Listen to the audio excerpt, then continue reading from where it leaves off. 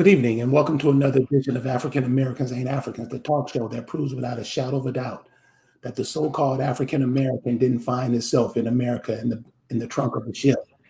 I'm your host, the Indigenous One, and tonight, with all the hoopla that's been going on over the last 24 hours, and this is what I'm saying.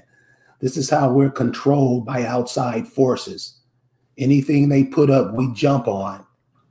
But we want to take another look at it to show you how other people think of you. Look at you when you got all this money and you got all this stuff that you say you got, and the dumb shit that we do, we always doing stuff to ourselves. So we want to get into this clip and show you about last night and watch how other people seem like they're the victims. Oh, if I would have did that. No, you never the victim of anything. So these are the positions that the traitors put us in. I'd like to say hello to everybody. Indigenous Cotton Picker, Hawkeye, Jamil, how's everybody doing tonight? We just want to show you how these traitors, how they are a large, huge influence on us. Check this out.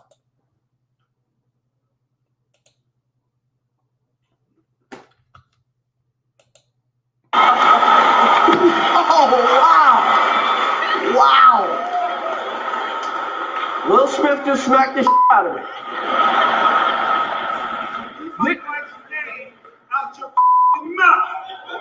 Wow, dude. Yeah.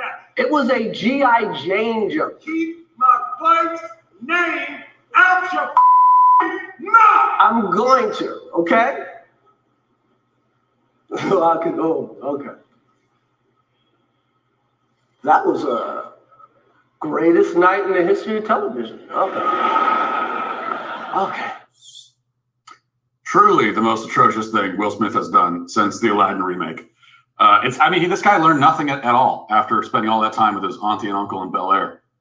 On the positive side, however, Smith's physical assault of Chris Rock completely overshadowed and drowned out all of the virtue signaling that came before it. All this like LGBT stuff, they had all the Ukraine stuff, and like all that's out the window. The celebrities in attendance wanted the story to be about them heroically chanting the word gay, wearing blue ribbons in support of Ukraine.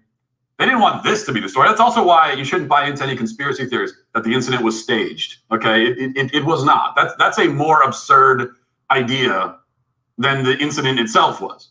Now, maybe the VMAs circa 1997 may have staged something like this, but not the woke Oscars of 2022. This is entirely real. And we should admit the most entertaining thing that's happened at any award show in at least 25 years. Personally, I might actually start watching these things if the whole show is just a bunch of celebrities beating the hell out of each other on stage, like a really well-dressed version of Celebrity Deathmatch. But as fun as it may be to watch, that was nonetheless a physical assault which was committed on national television in front of literally dozens of viewers. Something tells me that if you or I had walked onto stage during an event of that kind, or any other kind, and committed assault against a presenter right in front of everybody, we'd be in handcuffs within 15 seconds. Instead, Will Smith sat back down, enjoyed the rest of the show, even won Best Actor later in the evening. So, I don't want to belabor the point of all that happening last night, but joining me tonight to break this whole thing down, the traitors in the community, is the Accomack princess, Lisa Cypress. How you doing, Lisa? Your voice, you muted. Hello, Alito, Sayo, and Kayuk for the Accomack. And hello to the baddest, best chat in the land. And thank you for having me, Carrie. Thank you for having me back, and I appreciate it. Oh shoot, I don't know if I'm here anymore. Hold on. I can hear you. Okay, good. So anyway, basically, that clip, fair use, was used because I didn't even want to deal with this whole awards night situation. But then we were talking, and we discussed the fact that it's really more then it's, first of all, it's not real at all. And the fact that he said it's definitely real, I'm like, first of all, how can you even say that? You don't know that. See, that's how people. That's how these white people talk. They feel like they're the experts of everything, and if they say it, then it's got to be true, right? It's undeniably real. And for these conspiracy theorists, why would you even mention that? For you think it's real, you think it's real, but you gotta act like there's no way it's a conspiracy. No way they staged that. Of course they staged it. That could have been edited out. Nobody had to see that. And you wouldn't stand there and wait for somebody to come raise their hand and hit you and stand in place. And if you're his wife and you're so zen and you trying to get your therapy on and you got a red table show, you wouldn't let your man get up. That's not, it does nothing is actually matching what they tried to display that they are like, talking it out and being and being open and da da da da da. All of a sudden they're out there slugging it in the streets. These people have been married for a long time. These people are almost 60 years old. That's not something you just start doing out of blue. He can cry on cue. He gets paid for that. So this is what we have going on here. We have people that are trying to do that are doing messianic, satanic, these energy generated shame exercises. That's what they're doing.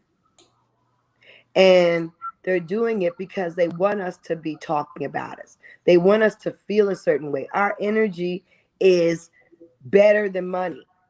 Our energy is fuel. Our energy fuels the world. So when they especially feed off of um our daggone negative energy when we're feeling depressed, stressed, scared, fear, humiliation. This is a messianic, satanic energy that's generated by the uh, African American. The shame that's generated by the energy that's generated by our shame is valuable.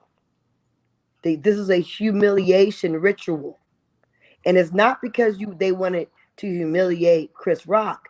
No, when you look all over the Twitter world, look all over the YouTube, look all over the Facebook, it's us. We feel some kind of way that this happened. Oh, why did Jada let him do that?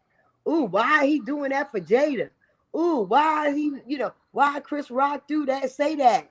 Ooh, why, all this emotion that we're expressing, and they're loving it. And look at that that man with his attitude, sitting up there, that white dude with his attitude, like he's better than us, and he's gonna talk about what a criminal act this is, and how dare he get away with it when they get away with everything. The authority. But not only does he have the audacity to be so judgmental and so better than thou and looking down upon the Negroes sitting up there doing that on stage and acting like it's definitely real, which is not. It's not real. It's absolutely not real. Um, why do we care? Why do we care what they see and what they think? Not only do they believe the hype that they're all that, we believe it too. And that's a problem. Could you can squeeze the picture down a little bit so they can see us. Why do we think that they are so great? Well, part of it's subliminal. Part of it's what we've been taught for years by them through religion. Part of it's that God complex. That's the thing that does it. Carrie? Carrie, Yes, ma'am. next. Cool.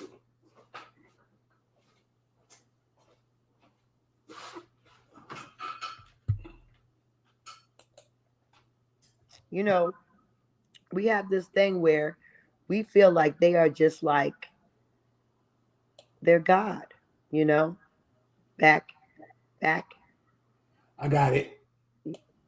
Yeah, My bad. yeah, right. We think they're God. And why wouldn't we? We see it all over the place in church, and we've been seeing it in movies. And we have this whole thing of, this God thing. And then the thing about it, you want approval, right? You want God to approve of you, right? So you seek approval from an image that looks like that.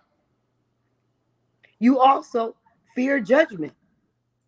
You fear judgment from an image that looks like that. That image, you don't want to be wrong. You don't want that image to think you're wrong. You don't want that image to judge you. And this is in our subconscious. So for some of us that still go to these churches that have these images and still have these images in our home, it's a real strong fixation. And even if you don't have that going on, just go to school. Next. Just go to school. Just go to school and getting educated. Or just looking at your money. You don't even got to go to school. Just look at your money. Look at our money. Our founding fathers. Founding. But what's the bigger word? Fathers. Founding fathers. That within itself is a spell on us. And guess what? And I can't even imagine if I was a white person what it would do to me. How much that would make me feel like I'm the shit. The founding fathers look like my uncle, look like my daggone granddaddy. Founding. The fathers of this country. That stuff is toxic. And let me tell you something, indigenous people, we got to take this, we got to dismantle all these words and phrases one by one. As you start getting yourself organized as the people that you really are, we need to stop this. No more using this terminology, founding fathers. It's a fallacy. That whole phrase should be stricken from the books, the textbooks. No more founding fathers. How dare they? They didn't find anything. And to this day, they haven't found anything. They're not supposed to be here. At this actual moment, they have no authority to be here. All their daggone relationship is with the crown. It is not with us. We never have consented to their actually staying here. Establishing anything here has not been with our consent. Period.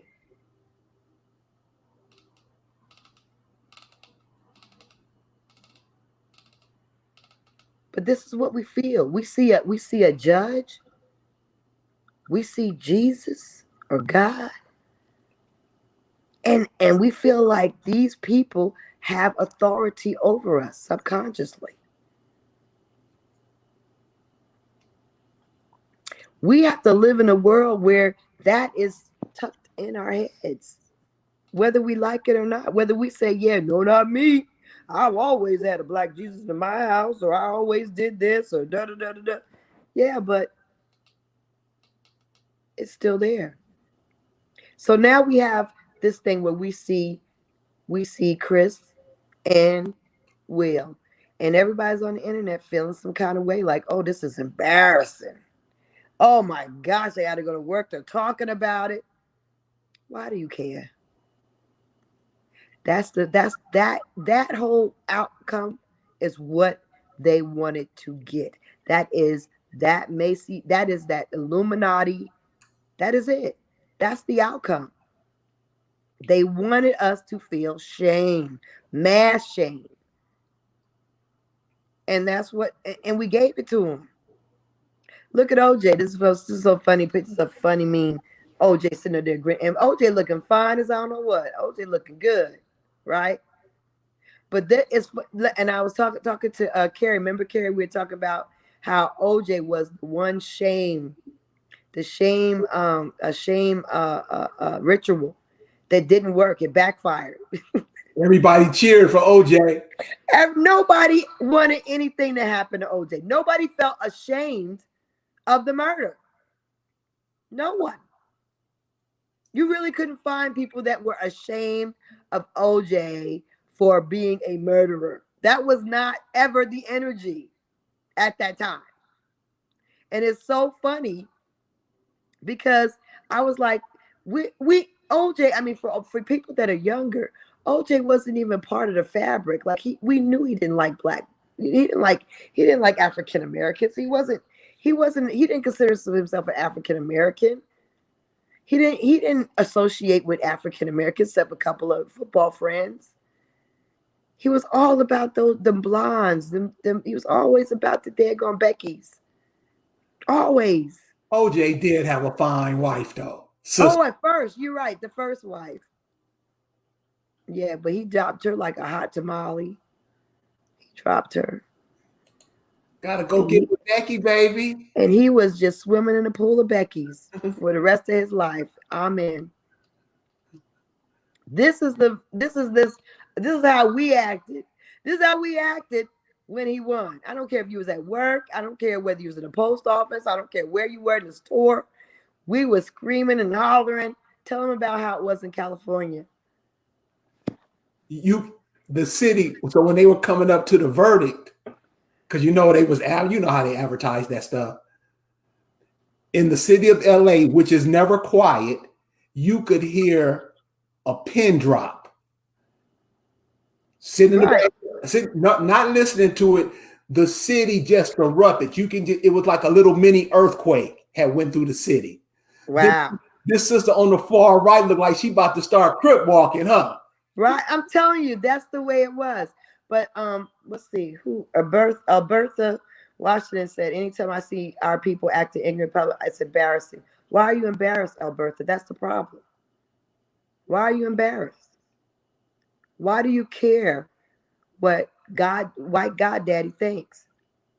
It's a shaming ritual, baby. That's all they do. We don't need to be ashamed of ourselves. They do the most horrendous things. They have serial killers and mom serial killers and mom killing everything and everybody. And why do we feel this condom? Why are we feeling like we have to measure up? They need to measure up. They got the explaining to do. They got the improvements to make. We need to stop this self-condemnation and this self-shaming. That once we stop feeling shamed, they won't be able to use our emotions. It's just that simple, y'all. The whole TV period. The whole TV period is there to keep you in that state. It is really there to keep you in a state. Look at the next one with Will sitting up there fake crying, okay, and the African that's gonna go down. And then the African is going to go down. And then the African is right in the back getting ready to replace us all. That's very telling. Ooh. They're done with Will because this thing wasn't really effective. Although a lot of you were shamed. A lot of us, like me, I was like, what the world? It's ridiculous. It's fake. Fakeness. You know what? When this cat should have been really shamed. This was nothing. When they find out his wife is humping his son's friends. But he wasn't ashamed of that. That's what makes this ridiculous. He knows about that in his house. Why would you get mad because when man calls your wife G.I. Jane, which is not an insult, because G.I. Jane's badass. So So why would you get mad at that? But you're not going to get mad when this young child that is your son's friend is in your bed, in your house, doing your wife. It doesn't make any sense, y'all.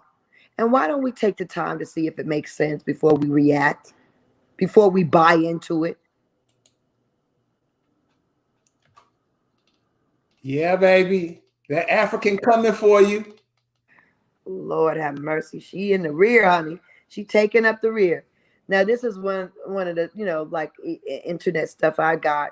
I wish Jada would have reached out and grabbed Will's arm before he went up on that stage to protect him as well. She never protects him. Now, I will also mention this is a white woman my cousin who's married to a white woman. This is a white woman saying this. She never protects him.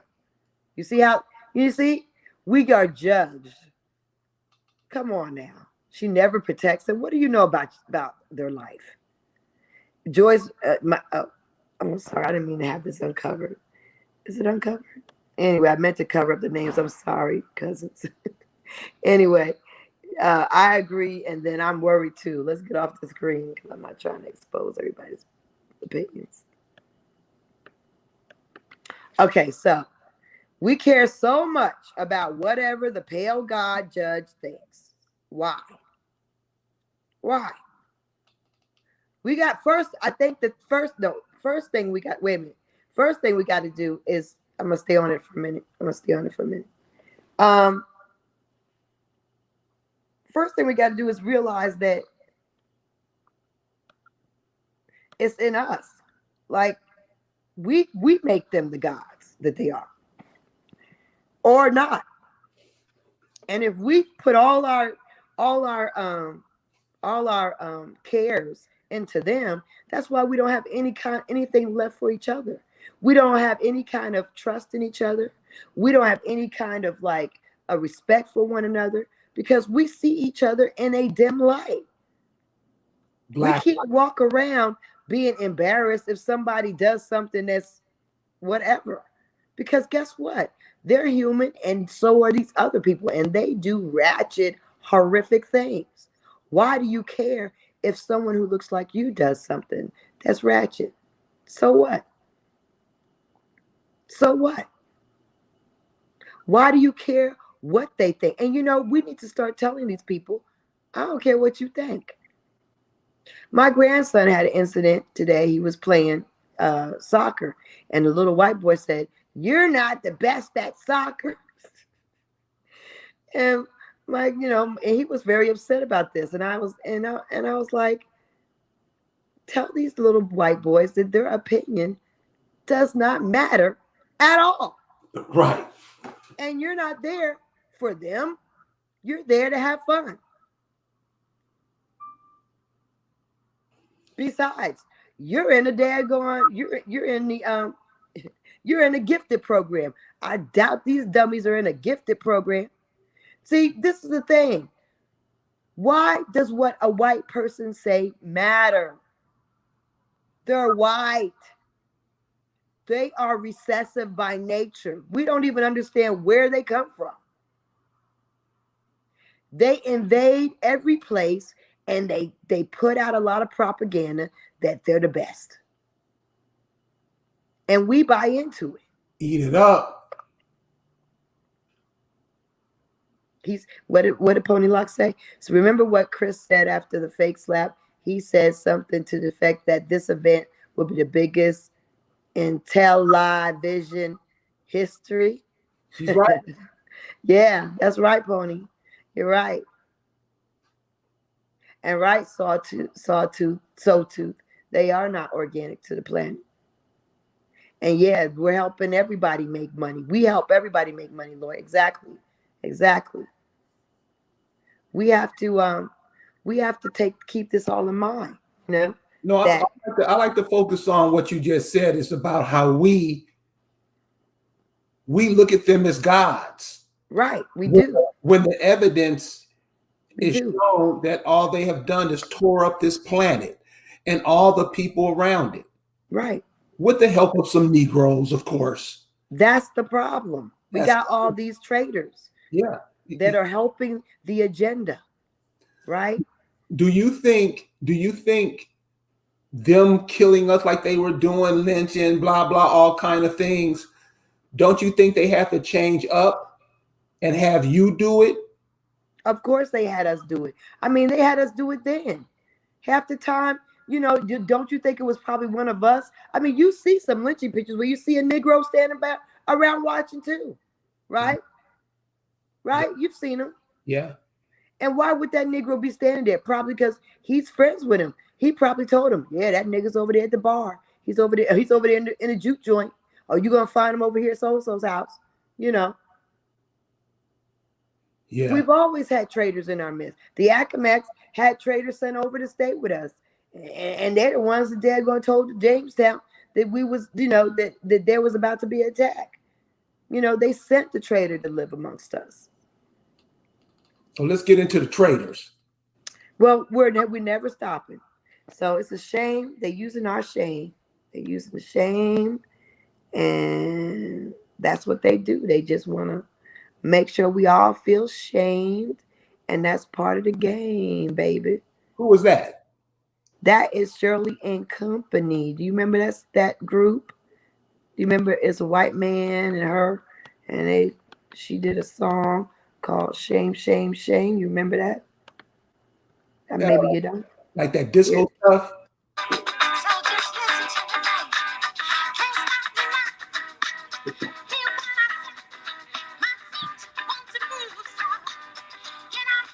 Okay, I can know.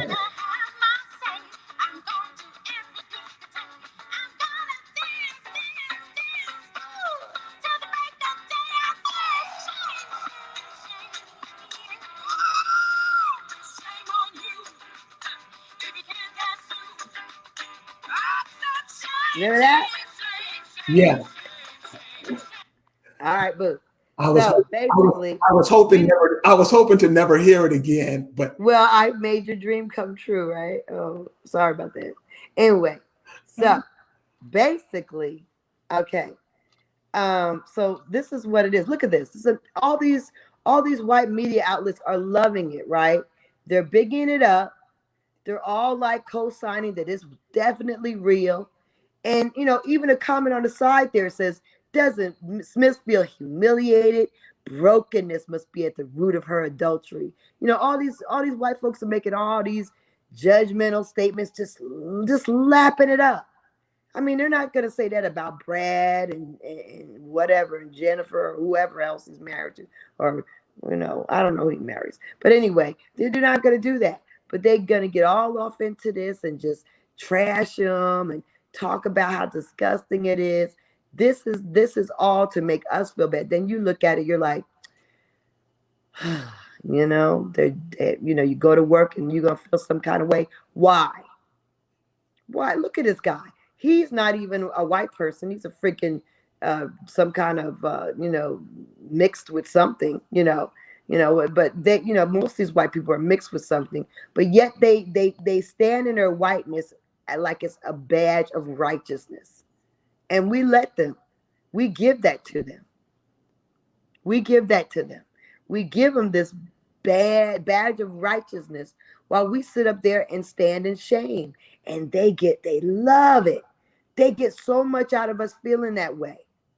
And they repeat this ritual over and over again. It's the best thing they do.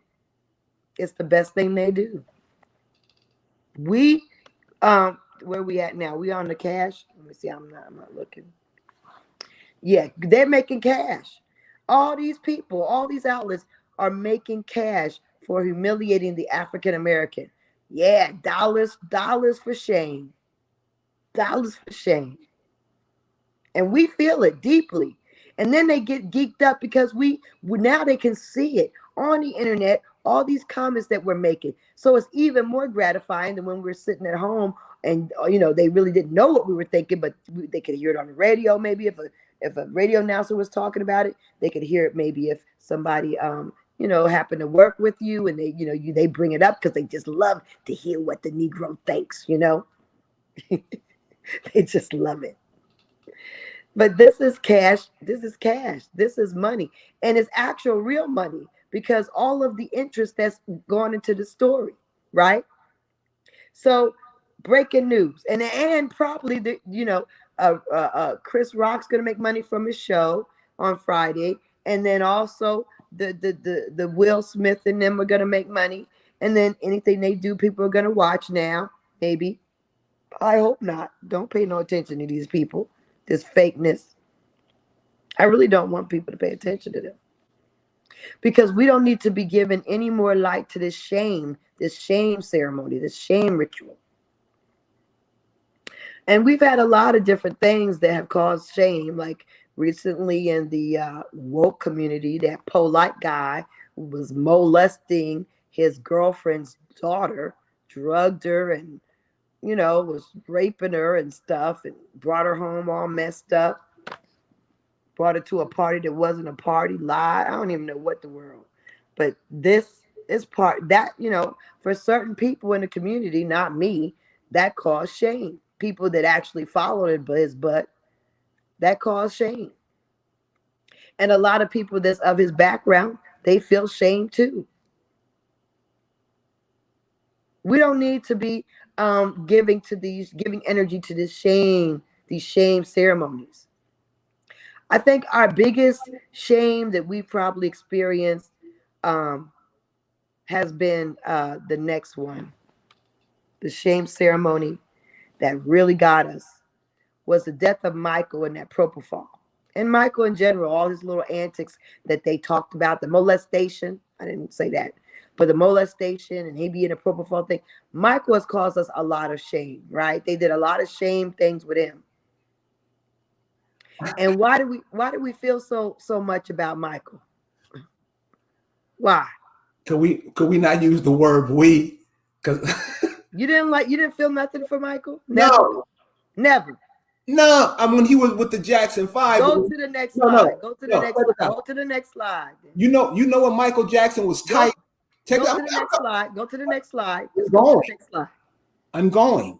Yeah. You know when Michael Jackson was bad? When he was with his brothers. When they left. Right. When they went. When they left. Michael. But see, you understand in most of our minds, that's the Michael we continue to see. See, even our kids don't understand that. We literally grew up with him. When he was a kid, I was a kid. And there was something about that.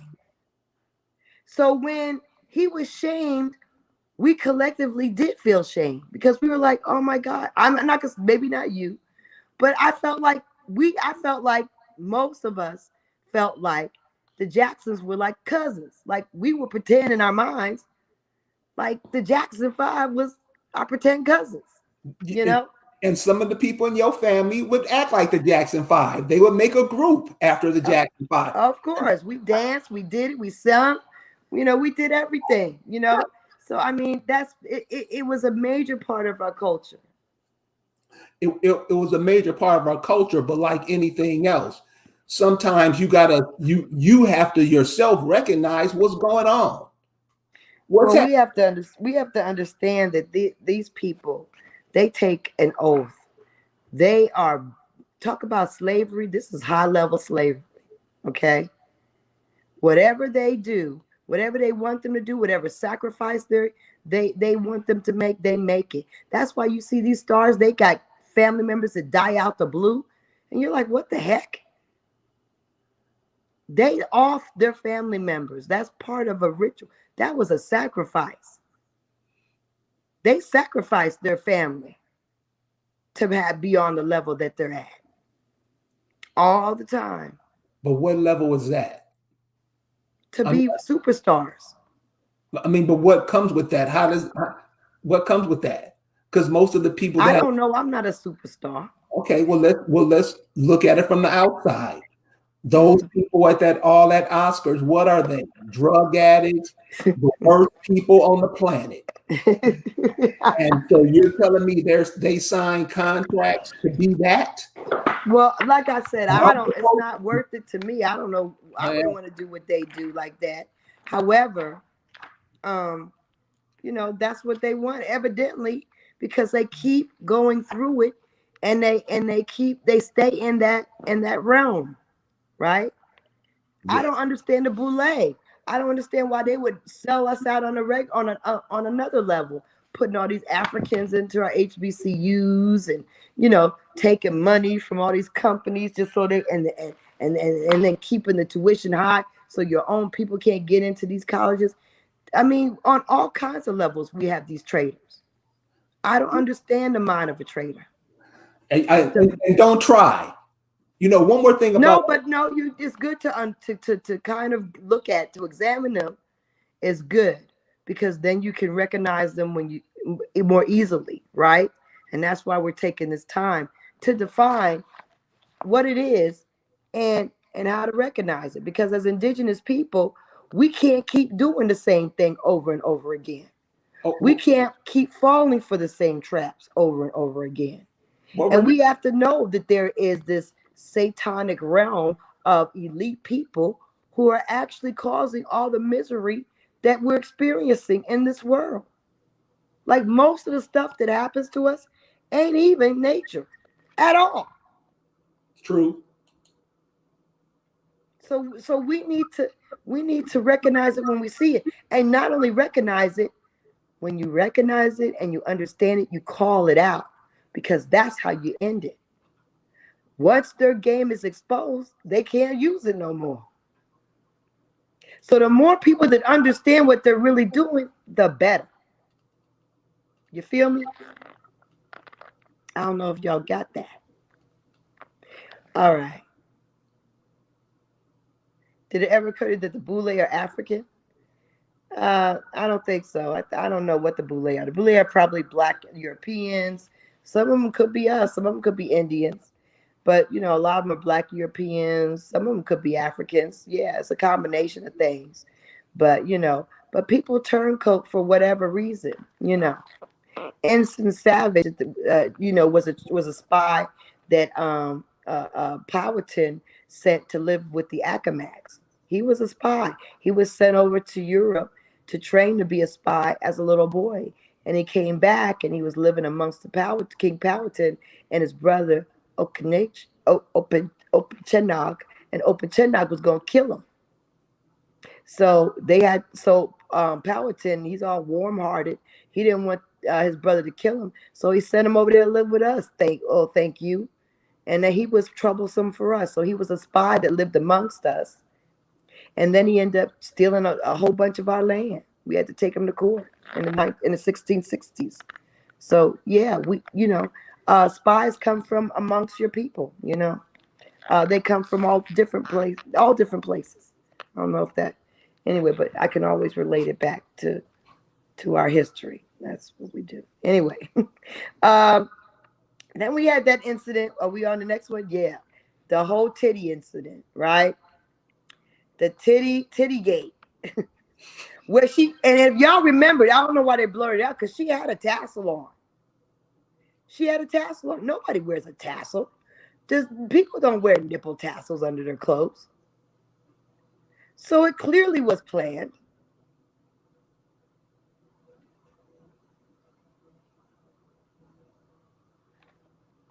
It clearly was planned. Nobody has a tassel under their garments.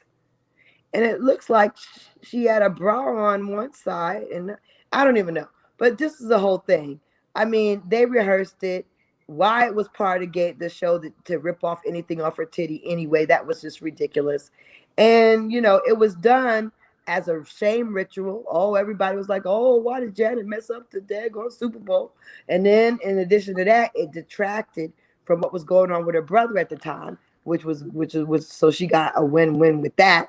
You know, she did her ritual and she got to daggone take the attention off of her brother being a pedophile. So it was a win situation. But again, with Janet, the same thing is that we have, especially the ones that are older, who have, you know, lived that during that time. You know, we also saw that the next slide. We see Janet like this, and we grew up with her. And so we have a different kind of connection, and it makes us feel a certain kind of way, you know, but they know this. And, you know, they put these people, they know this is a winning formula. So this is what I want you to understand. I didn't include this in the slide, but there are people that they're like Chloe, what's her name? Chloe Bailey. Chloe Bailey, that they and different people that they put in your children and your grandchildren's world right now as young people, as pure and simple young people, and then they make them into these raunchy people. That's how they get you to be raunchy. They know it works with Janet and Michael. It's a formula now.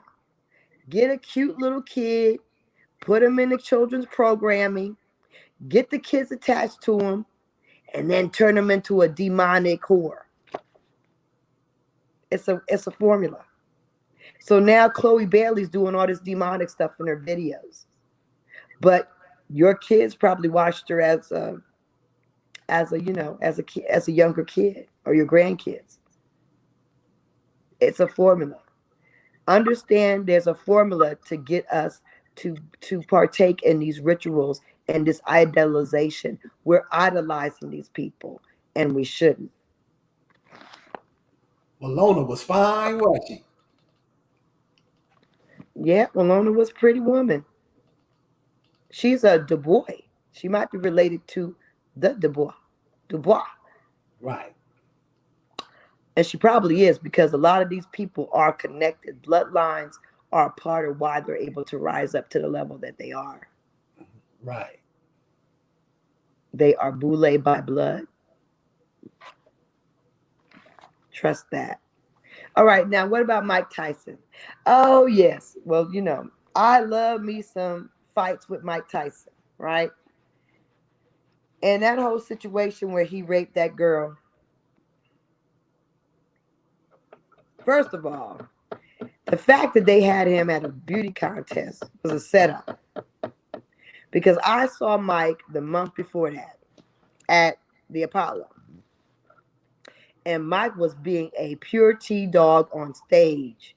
He was touching the models, saying nasty things to the models, propositioning them on stage. The whole audience, we booed him while he was on stage.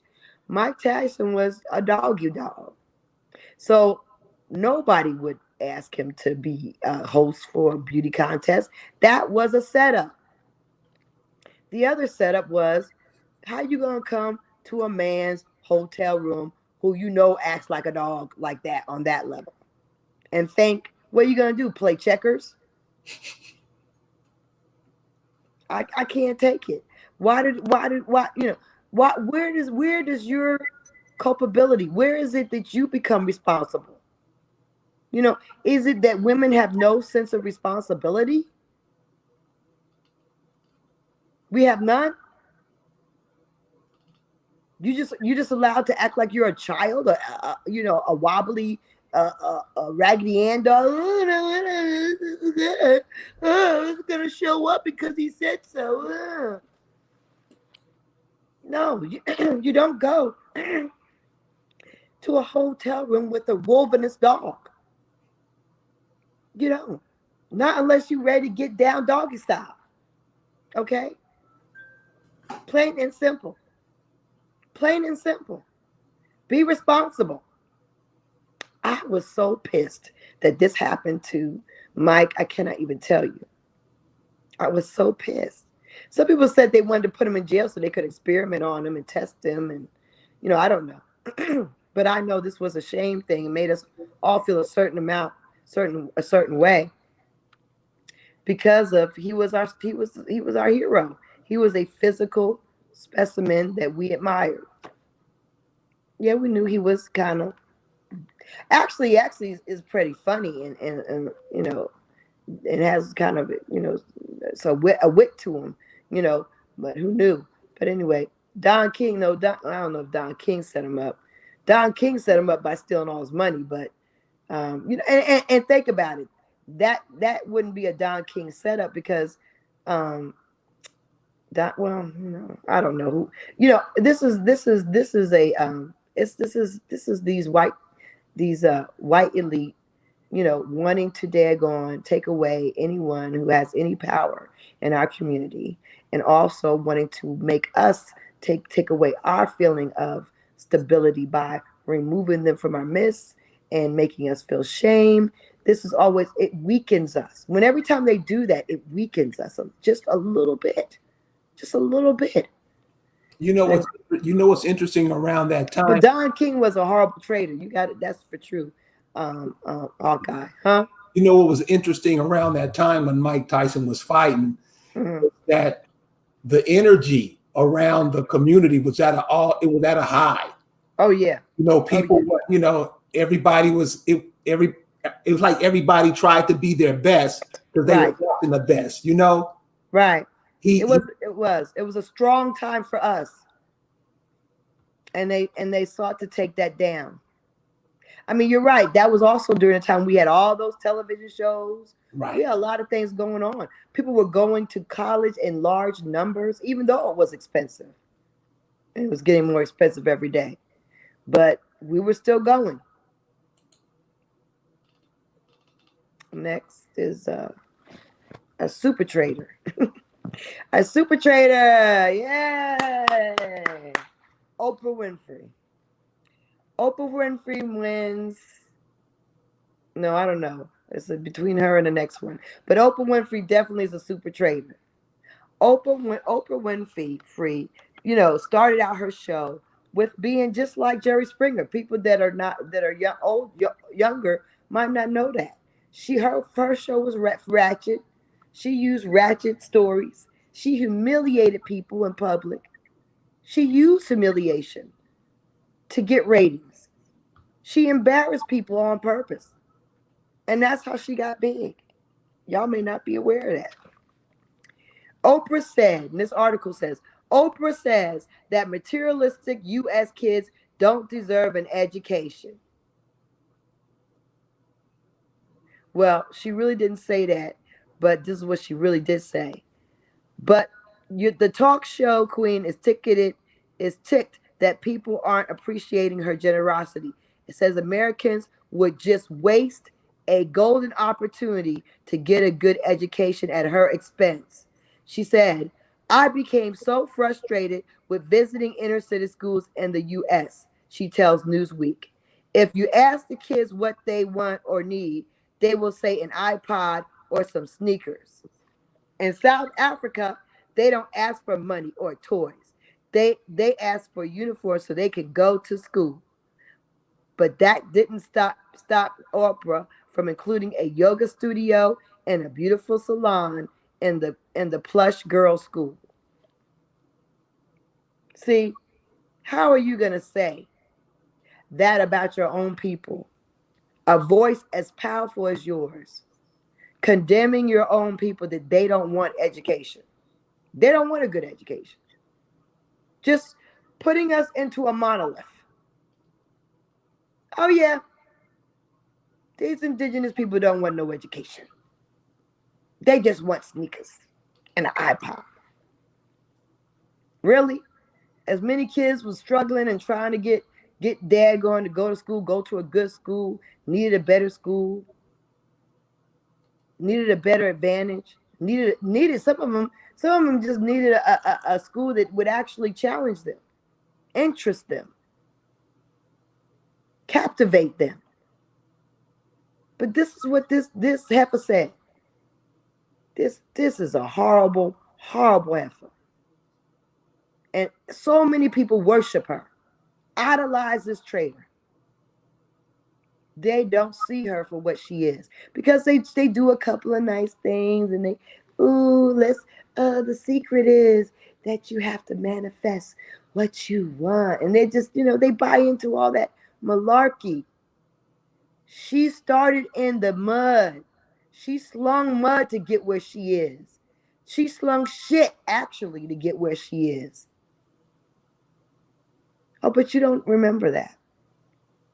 You just think, oh, she's so classy, so smart, so evil, such a traitor. And there we go, super traitor number 2. Now, some people we have debates about this guy, but I'm going to tell you, I'm already of the mindset that I really know that I really think he's a horrible guy, and I really think he deserved what he got. And I'm going to tell you why, because I'm going to read it to you, okay? Because he said a whole lot of stuff. So, Bill, they helped to build the pipeline to prison, and look where his ass ended up. How you like that? This is from an article where he said, Bill Cosby holding up a mirror to the young black community. He says a lot of African Americans need to start taking advantage of opportunities and stop blaming white people for their problems. Cosby is being called the crank by some and hero by others. Well, let me read what he also read. It was too much for me to put up, and you couldn't read it anyway. But I'm gonna read it long, okay? July 1st, 2004. You can leave it right there. July 1st, 2004, the Associated Press. Bill Cosby went off on another tirade against the black community Thursday, telling a room full of activists that too many black men are beating their wives while their children run around not knowing how to read or write. Cosby made headlines in May when he upbraided some poor blacks for their grammar and accused them of squandering opportunities the civil rights movement gave him. He shot back Thursday saying his detractors were trying in vain to hide the black community's dirty laundry. Let me tell you something. Your dirty laundry gets out of school at 2:30 every day. It's cursing and calling each other N-word while they're walking up and down the streets. Cosby said in an appearance at the Rainbow Push Coalition. They think they're hip, the entertainer said. They can't read, they can't write, they're laughing and giggling and going nowhere. He also had harsh words for black men who don't have jobs and are angry about their lives. He made us into a monolith all the time, and he publicly shamed us. And I could not stand him. Stop beating your women. You got to stop beating up your women because you can't find a job, because you didn't want to get yourself an education, and now you're earning minimum wage. You should have thought more of yourself when you were in high school, when you had an opportunity. And then in May, he denounced some black grammar, and those who commit crimes and wind up behind bars, they are not political prisoners. I can't even talk the way these people talk. Why ain't you where you is? And I blame the kid until you hear the mother talk, Cosby said, and then you hear the father talk. Everybody knows it's important to speak English except these knuckleheads. You can't be a doctor with that kind of crap coming out of your mouth.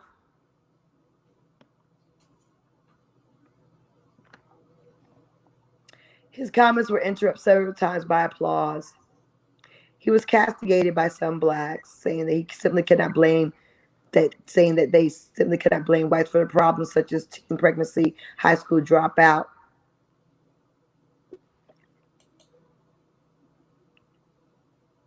You put it on a record there. Okay, so this is the thing. He would always do that.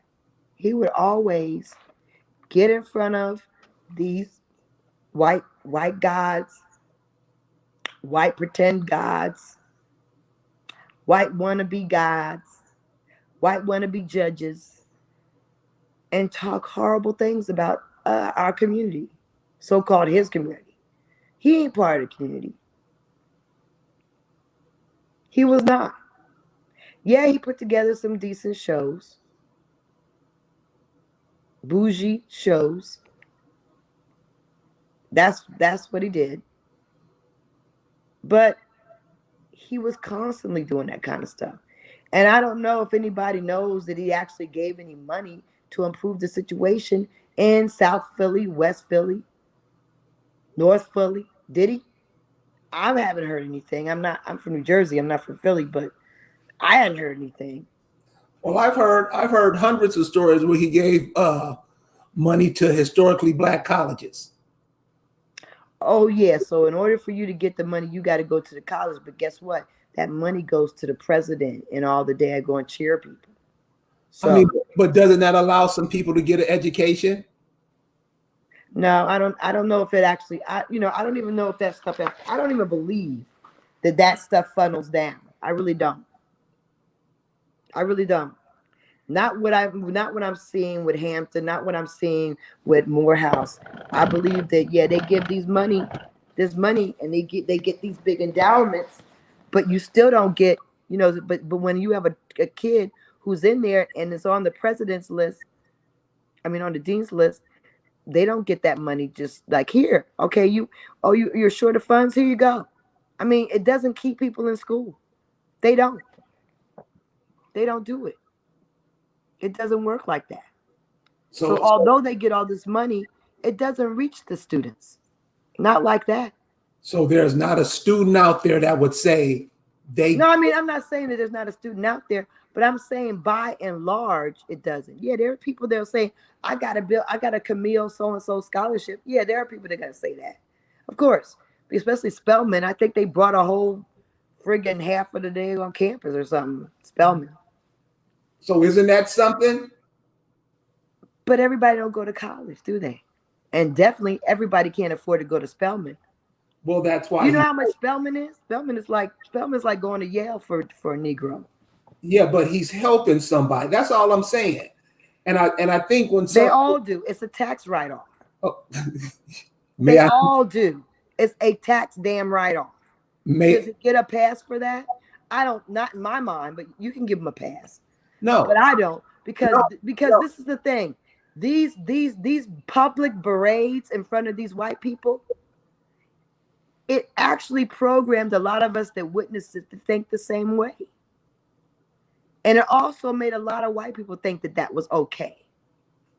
That we have to answer to them, or we have to report on our progress to them, or our whatever we're doing is a collective thing. How is that doing that? What? How is that doing that? How is that doing? I don't know what you mean. How is that doing that? What do you mean? Excuse me. Any male, let me retort. Any male that's in America, that's father, grandfather, and knows what happened to us, it's their job to do their fucking best, whatever they do. To be assholes all the time, and then somebody come up and say, well, you shouldn't say that because that's all he know. Nah, hell no. Now, I'm not saying Bill Cosby the greatest dude, but he was telling the truth. And he did it as a public. May I finish, please? Okay, go ahead. I'm just saying, it's like the brother said, he wasn't wrong, though. But that never gets, we never sit down and say, okay, what he's saying is right. How are we going to fix that? Or what are we going to do about that? As much as he said it, it didn't help anything, though. Huh? He said it, it didn't change a damn thing. You ain't, I'm just saying. Didn't change a damn thing. But it actually made us look like I mean, this is the thing. The reality is there are ignorant ass white people who are doing the same damn thing in large numbers. Why do we have to have a public, display of our status in society? Because it's on public display. No, it's not. You've seen social media, right? Let me tell you something. So is white people's, but we're not making it a point of discussion, because or examination, or judgment. But they're not our problem. We are. No. He makes our problem. Are they going to make sure we stay on the planet, or are we going to make sure? He makes it a white shaming. That's the difference. He makes it into a public shaming. It's not the same thing. I mean, I think we all know Bill Cosby is not in a position to shame nobody. Not now, but that's what he spent a long time doing. And so when that happened to him, I was like, good enough for your ass. Whatever. Bill Cosby, whatever pudding man. Pudding guy. Bill Cosby been hanging out with Hugh Where Hefner for is years. I hope there's a Bill Cosby YMCA and a Bill Cosby's Boys Club and a Bill Cosby's Girls Club and a Bill Cosby's Boy Scouts and Girls. Has he built all that shit? Has he created an infrastructure so that these people have a tutoring program or something after school to catch these kids instead of walking around talking in public and complaining? I don't buy that. Why are you going to give money to somebody that always got money? Why are you pouring money into Dagon Spellman when it really is a rich person's a boule school anyway? He could have used things. He could have created things that would have saved our kids. I don't give him no passes. He's a traitor. He counts as a traitor to me. You not count him as a traitor if you want to. He's a freaking traitor. He got what he, in my opinion, got what he daggone deserved. And he was doing all that shit because man had money back in the 50s and 60s. He had a TV show. He had money. He had done rituals and done all kinds of shit with the Playboy Mansion. He was doing all kinds of stuff from early on. So do you think when these cats get in there, like you say, he was into that early on? Yes. Do you think they're let in knowing what their journey's going to be? They let them know what this is all about. Yeah. And they know that they can pull their card at any time. And they pulled his card when he acted like he didn't have to worry about that. That's what worry about them. See, I guess he got to a certain age. He was like, I ain't got to think about it no more. No, nigga. First of all, you're still a nigga. You might not want to use the N word, but we do. And you're still one. And they let him know on no uncertain terms that he is what they say he is. They had a Rolodex of everything he did. They knew every time he had some girl that they had to give a check to or or get a plane over and take her away or give her an abortion. They know all the stories. They know who got a baby. They've been knowing it forever. But they keep your secrets as long as you step to the beat. They will keep your secrets, but you got to keep yourself right where they want. And that's what Will Smith is doing. He's trying to do. Him and his wife are doing what they want them to do. She ain't fucking no young boy. That young boy don't want her. They had to humiliate themselves. They had to put that out there. They do what they're told. He has to be a weak, crying man who's emasculated by the indigenous female because we're evil and we're mean and we don't know how to treat our man. Just like my cousin's wife said in that thing, she don't know how. She's never nice to him because we don't know how. That's why they want white women, because we're never nice to them. We're never nice. You see how all this is working? I don't know if this is making sense to people. Just making sense to y'all. But that's what they do. They create all that whole persona, and this is all on purpose. So now I'm walking around and they're like, oh, they're mean to their man. No wonder they like white women. It's creating this whole thing. It's creating this whole energy, this whole judgment that we are under because we allow ourselves to be under it, because we give a fucking damn. But we really shouldn't give a damn. But if we know that it's fake, and we know that these people are traitors and they're acting out these parts to make us look a certain way, then we can empower ourselves. And then when you're at the job and they're saying, this is a bunch of bullshit. I don't give a crap about Will and Jada. Why do you? Diffuse that shit. Don't feed that. Who are the, exactly, who are, I don't know. Who are the pinkest?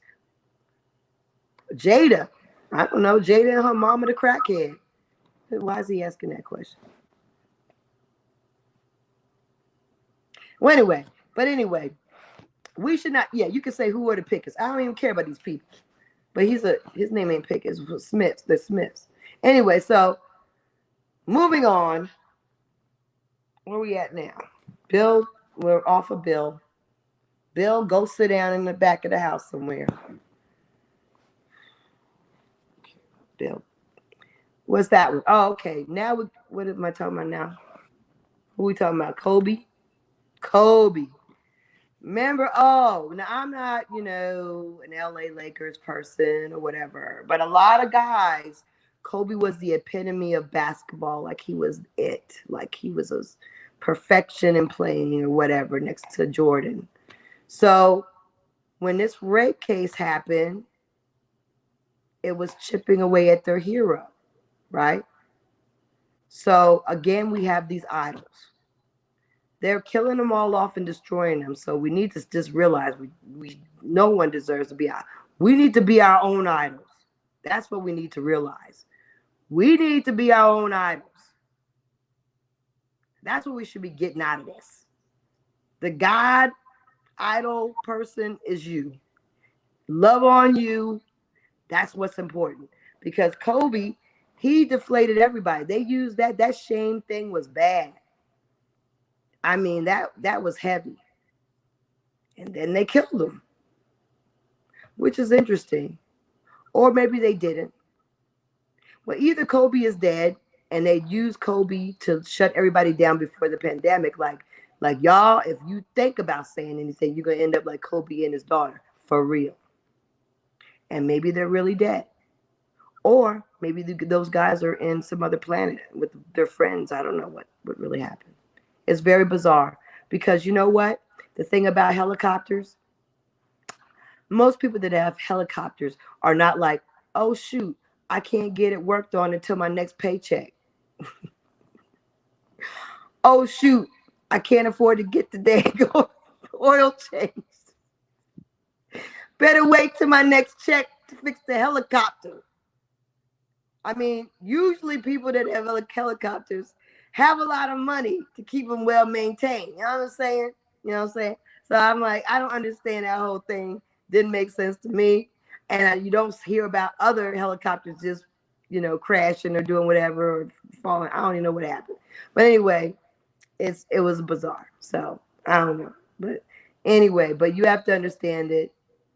He's not a traitor, but he is someone that they use to cause us a lot of pain, to get to elicit emotions, to get that energy from us, right? Oh, okay. So we could skip that because we already talked about how Cosby likes to berate blacks for abuse and failure as parents. You know what he did? You know why I don't like that? Let me go back to the Cosby real quick, because this is the thing. I had good parents. I was a good parent. When he does that kind of stuff and it ends up on news, national news like that, it paints that picture for all of us. It paints that picture for all of us. All the great fathers and mothers, they're all in my family. He makes us all look like shit.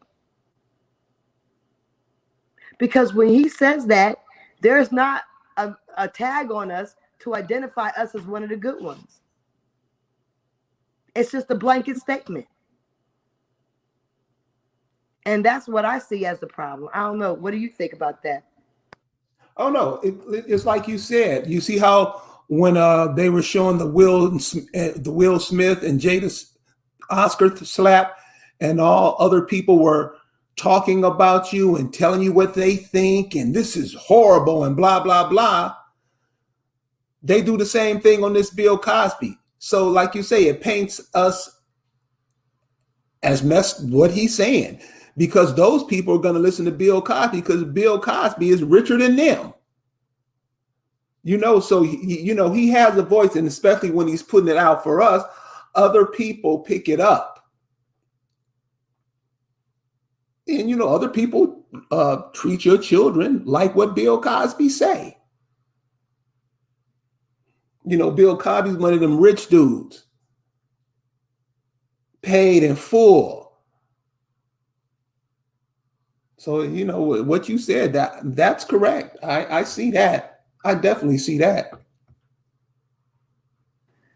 Cool. All right. Now here is an unknown, or not very much well known, but not very much talked about. And only reason I put Arthur Ashe in was because I had, gone to a lecture where he was, and he actually has some really good phrases.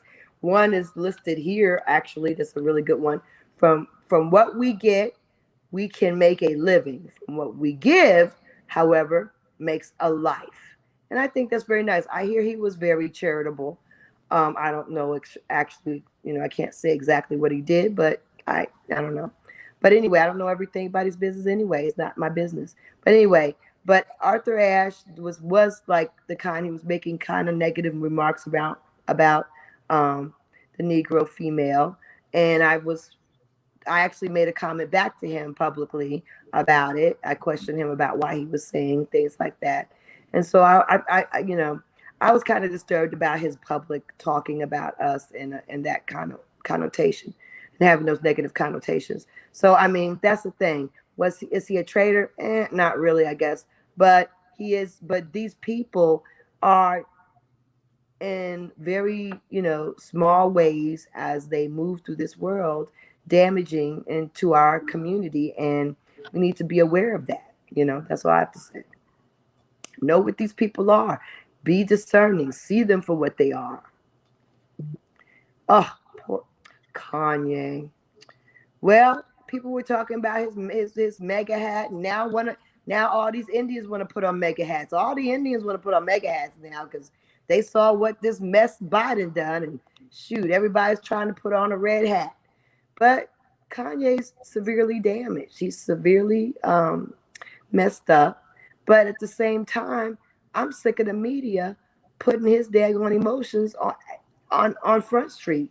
I know this is why he gets all the money he gets, and he gets all the fame he gets, and they have to pay these dues. But I mean, I'm over it. I'm over it. He's like he's dying a slow death in front of us. It's really kind of disturbing to watch, in my opinion. What do you think? What's that shit in his mouth? It looks like it. What is that? I think we have to be real about a lot of these people. A diamond front grill looks like. A diamond front grill? Be a diamond lowered grill. You know what? Honestly, I think a lot of these people, they're just hung up in closets until they're needed. Because what do they do? What's their purpose? They're hung up in closets till they need it. I mean, really? I mean, what purpose do they serve? That Will and Jade and all that. All these people they show us, and we act like there's something greater than ourselves. What is that? Right. Clown to me. Well, yeah, they use him to make us feel a certain kind of way, and but yeah, this is the thing. We need to understand these people are paid to be doing the things they are, paid to somehow be a public representation of us, so that when they do things that are humiliating, we're supposed to feel a certain kind of way. We shouldn't. Don't allow it. Don't accept it, and recognize it when you see it. That's the thing. That's what I got to say about Kanye. Look at that. Look at Spike Lee. Spike Lee with his sorry little weak ass. Pushing the vax. Getting the vax on television. Vaccinate the block. Really? What were you telling me about the newscasters talking about the vaccine? You know what? This picture just showed me loudly and clearly what you talking about. That's what I'm saying, man. These cats are used to control the masses, to control us. And so when people say they don't care about these people, I mean, it makes me feel good, because really, I wonder how he's thinking about that now. Right. You Right. know, you done told all these people to go do that, and now they're saying, well, we just not doing it no more. Right. It's over, but people got side effects and problems from it. People died from it. My brother's dead. My brother's dead. He woke up dead. Horrible. Yeah. So, vaccinate the block. You see him sitting here. Go back to him, because look at his eyes. That's what I'm saying. If you look in his eyes, if y'all can see his eyes, it just looks pitiful to me. Pitiful. You went on public television and let them inoculate you with some saline, and your real people went and got the real stuff stuck in them. That's sick, man. That's cold-blooded, cuz. That's sick. On the other hand, we have the next person. Now, Wendy, you might be aware of this. Y'all might know this. Wendy went on to her show and said, I ain't getting no jab. She said, I don't care what Dr. Oz tried to talk me into it. I don't care who tries to tell me. I'm not getting it. And then she became insane. Then they said she had a drug problem. She was passing out. She's depressed. She's crazy. She can't handle her funds. They froze her accounts. She did not comply with the plan. This was if y'all think they try to put a mandate for us, their compliance with this agenda was mandated. All these people in the media had to at least say they was going to do it. Wendy didn't. Wendy was like, nah, I ain't getting that jab. No, I'm not doing it. I don't care. Dr. Oz tried to talk me into it. I'm not doing it. So where are all those people now? The people that tried to talk folks into it? Yeah. Sitting on stoops like Spike.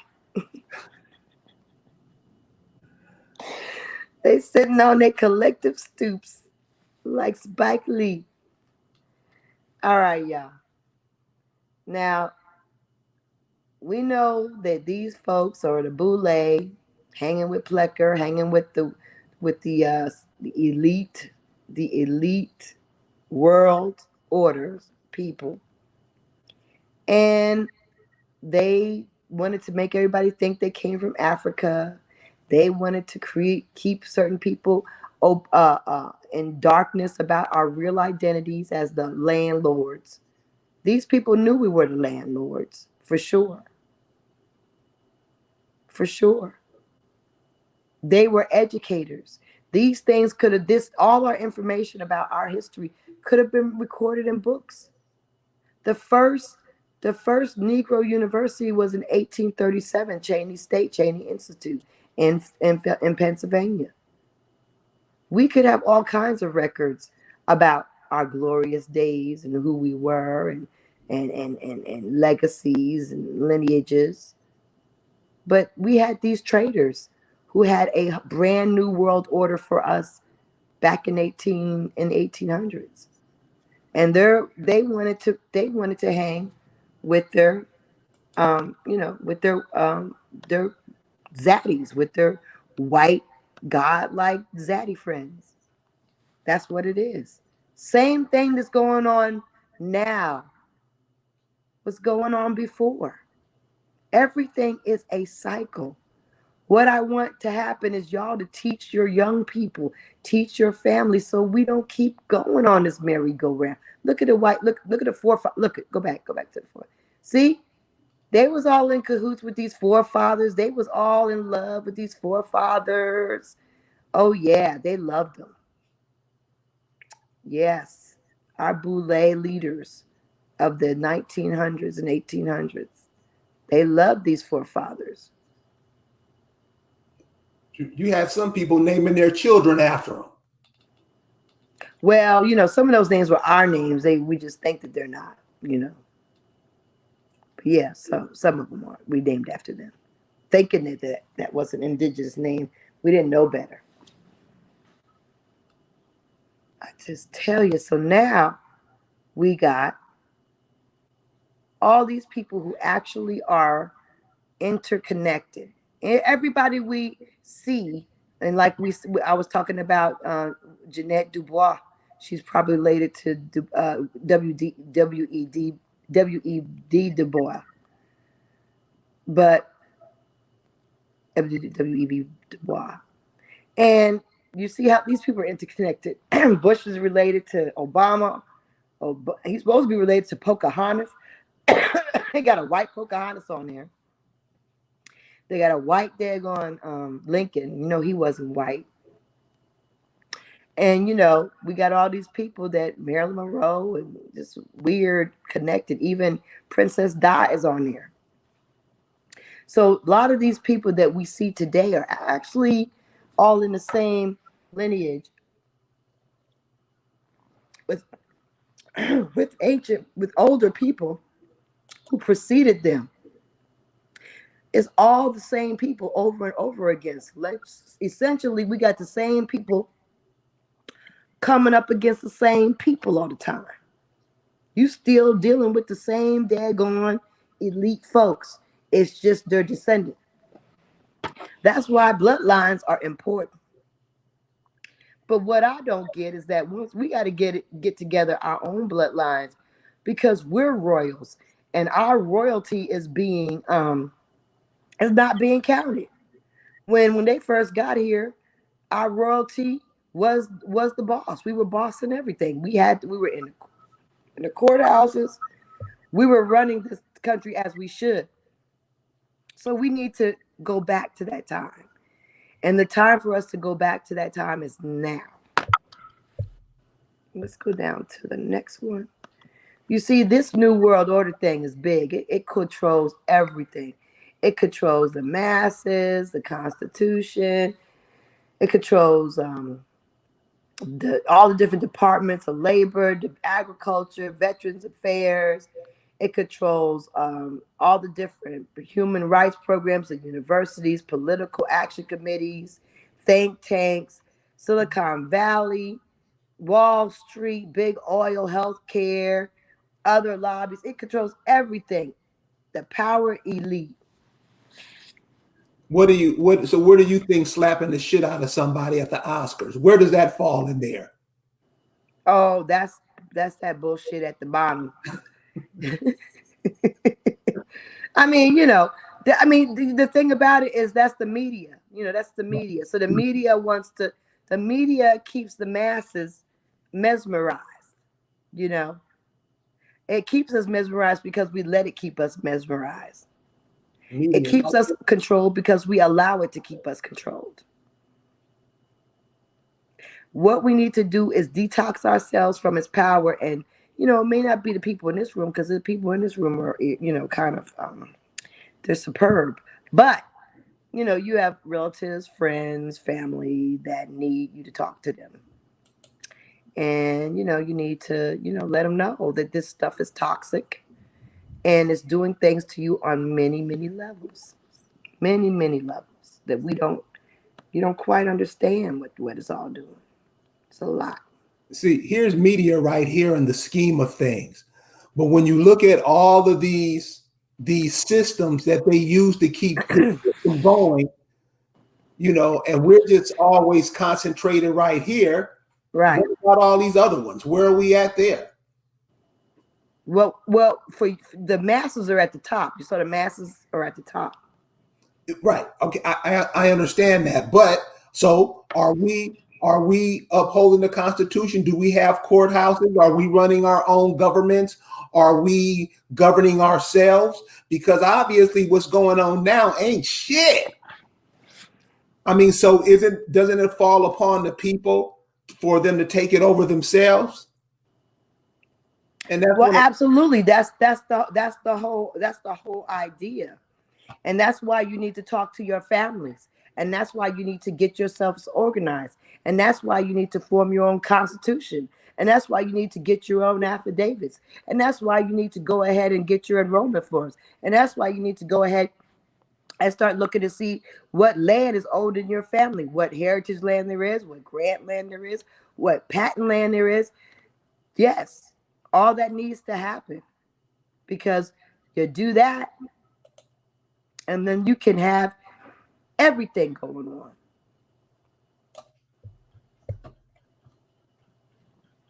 Sorry.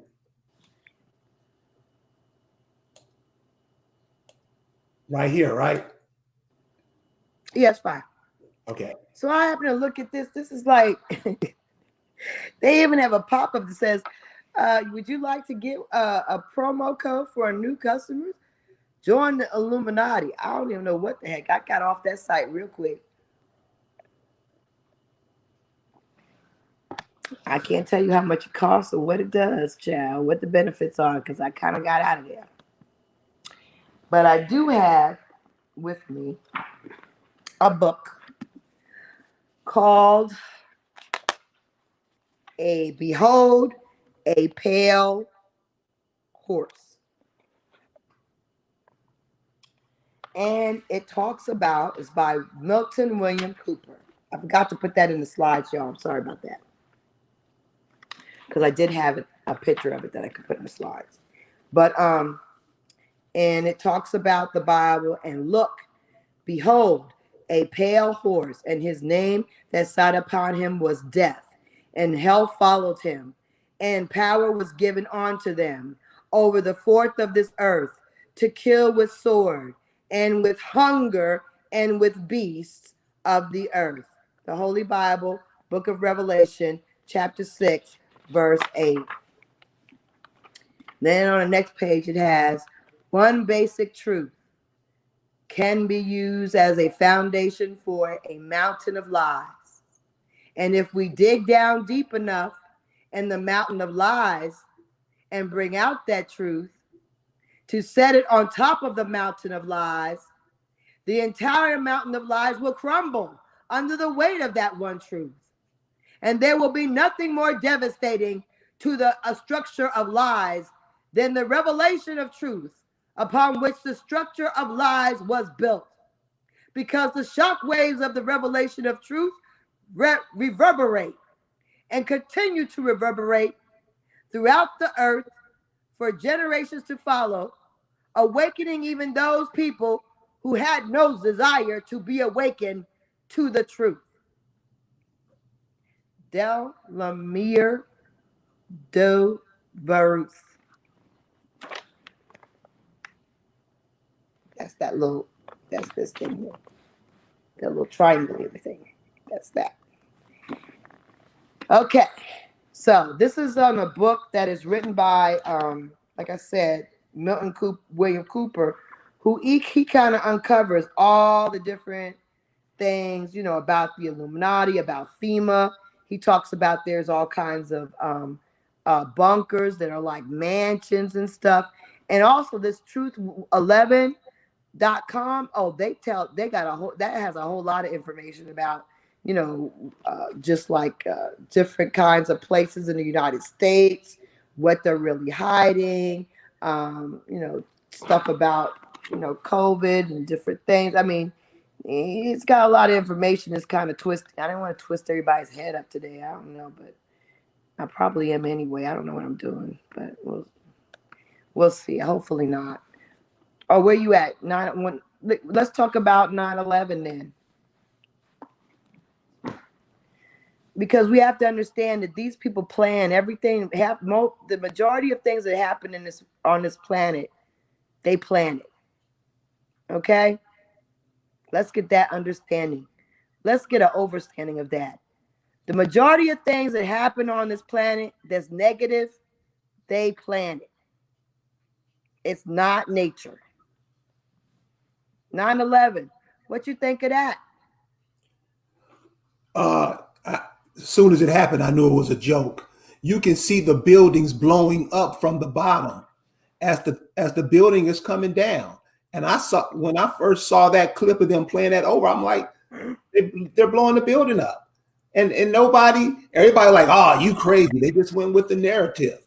And that's what I'm saying. People don't even look with their own eyes. You could see it was a fake from the jump. And everybody just went with it. I lost a cute girlfriend on that one. Because she was mad.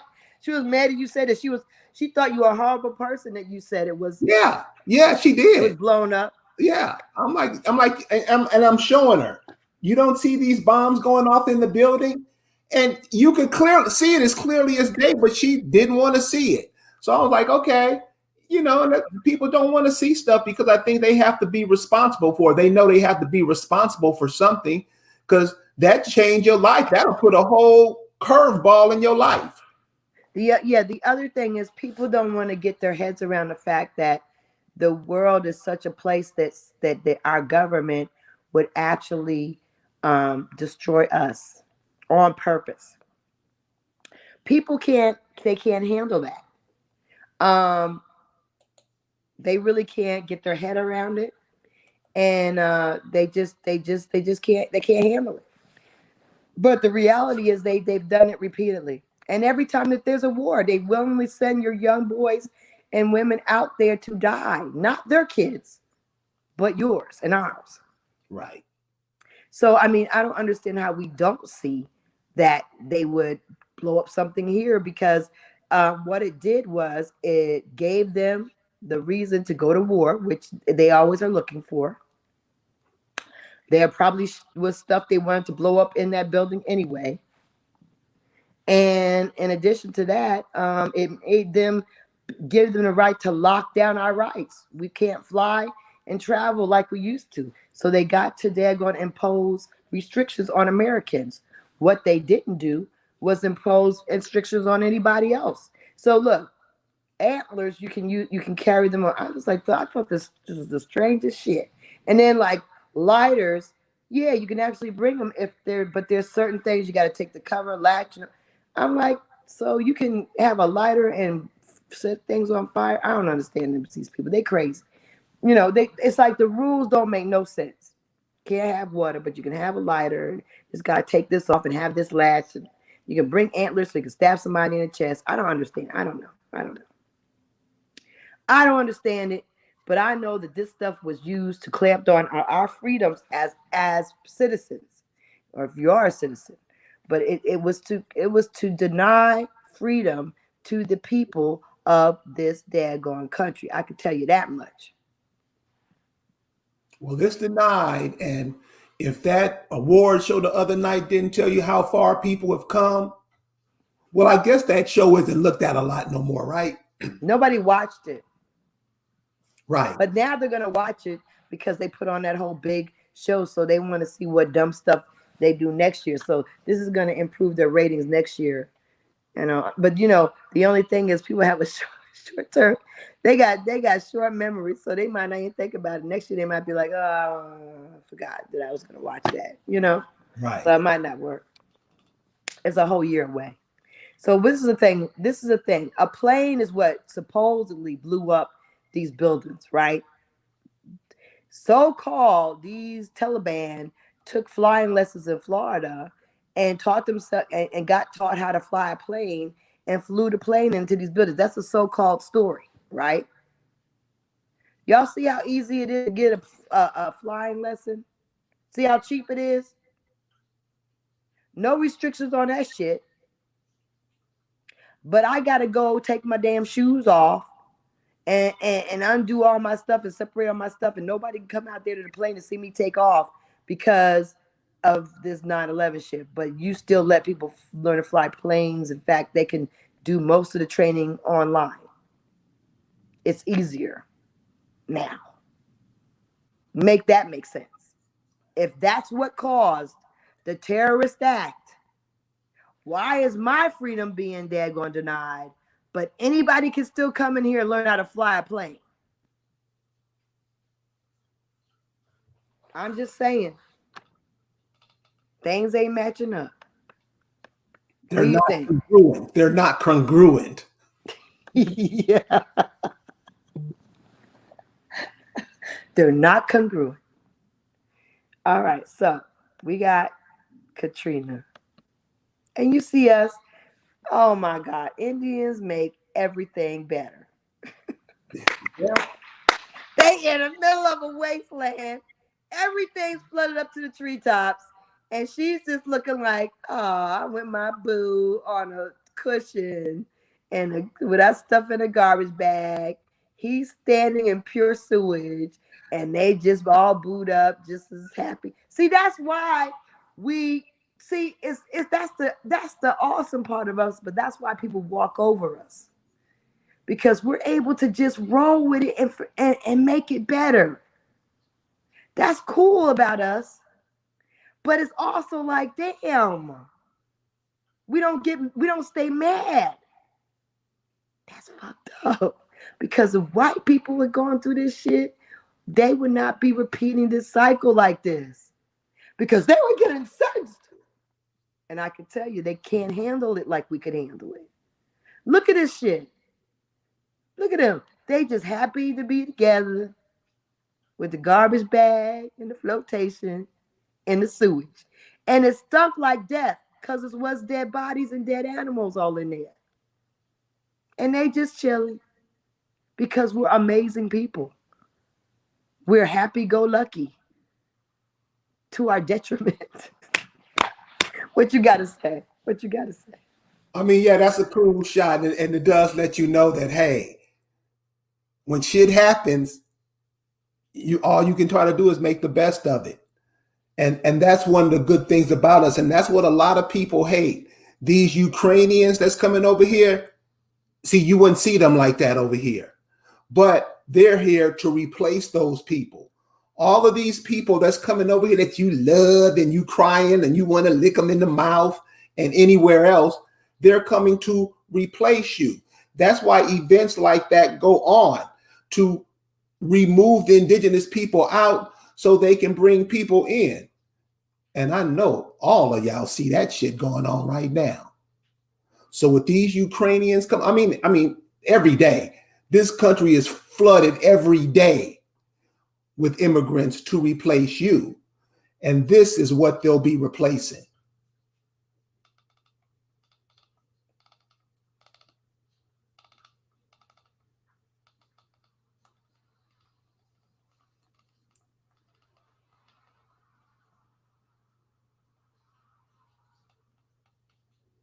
Okay, who that?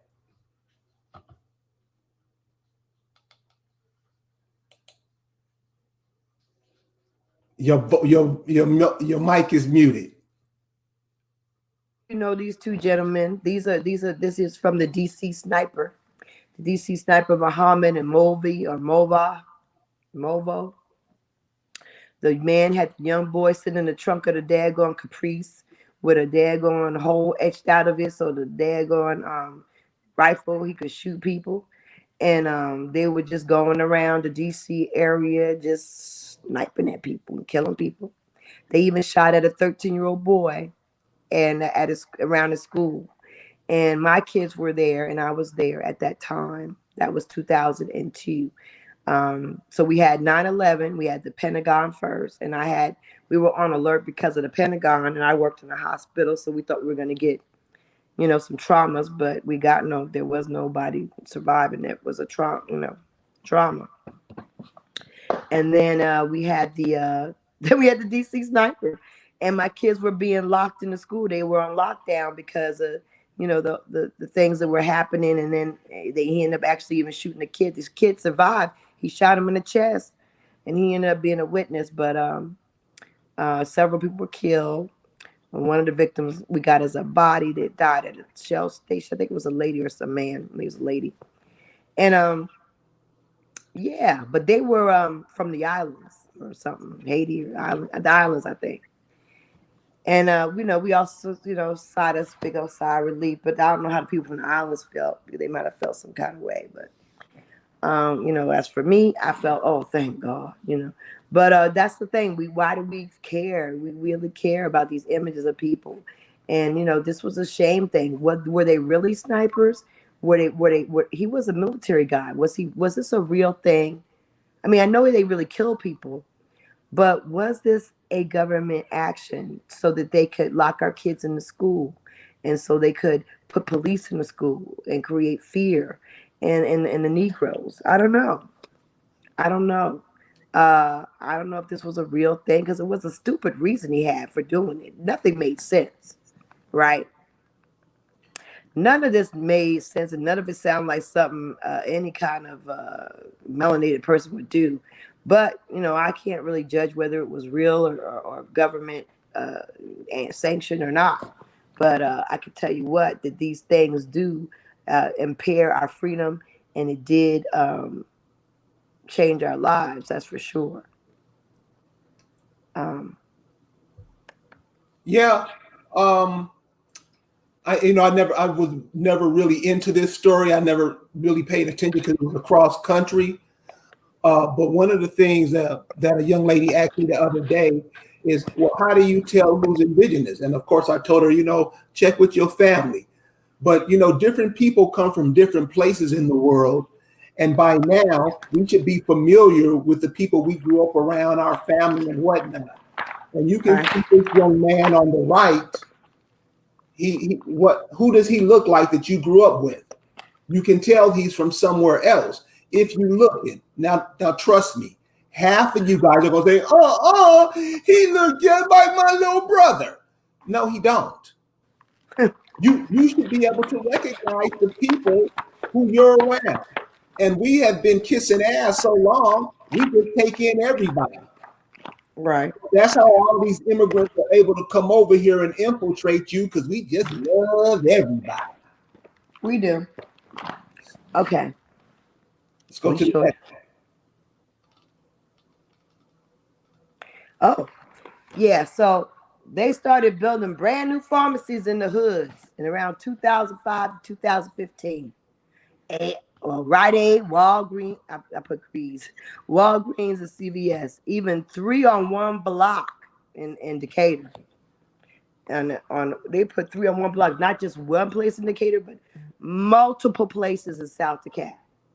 They were preparing for the indigenous Oxycontin addiction. Oh, they was ready. They were ready way in advance, building brand. I was like, why would these companies even okay building all these pharmacies across the street from each other? How can they justify that as being a viable business? Oh, they knew. They knew. They knew they, and I said, oh, they're gonna be the new drug dealer. I knew it. I was like, they're gonna be the new drug dealer. They got something playing. And I knew it, and they knew. So then we waited. At least I was waiting. I was waiting for it. Didn't nobody want no Oxycontin. They put out Oxycontin. Didn't know about it in the hood. Nobody cared for that shit. So, but the thing that they also did around that time was they trained the pharmacists to give inoculations, to give injections. Pharmacists never give injections. That's a nurse thing or a doctor thing. Pharmacists just count the pills and pour the liquids. They don't touch patients. Why were pharmacists being trained in 2009 or 2012 to touch patients, to give inoculations? For the flu shot? Why? Why to give the flu shot? Everybody who wants a flu shot is getting it. Why do you need more people giving out flu shots? They were getting ready for this pandemic. They were getting ready. They had pharmacists trained to give shots. And my family think I'm a daggone conspiracy theorist. I was alarmed when that happened in advance of this shit. Anyway, what ended up happening to these pharmacies? They ended up turning these pharmacies into daggone Dollar Trees. Because nobody was using Oxycontin. Now I started to look at the Oxycontin and Wikipedia.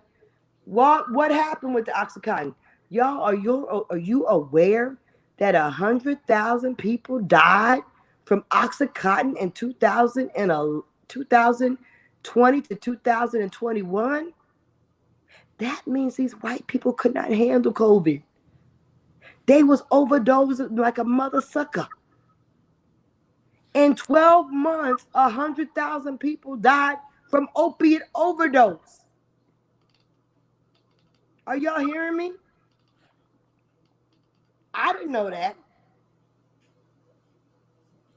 Was it on the news? I don't watch the news. Damn. 100,000 people in 12 months, y'all.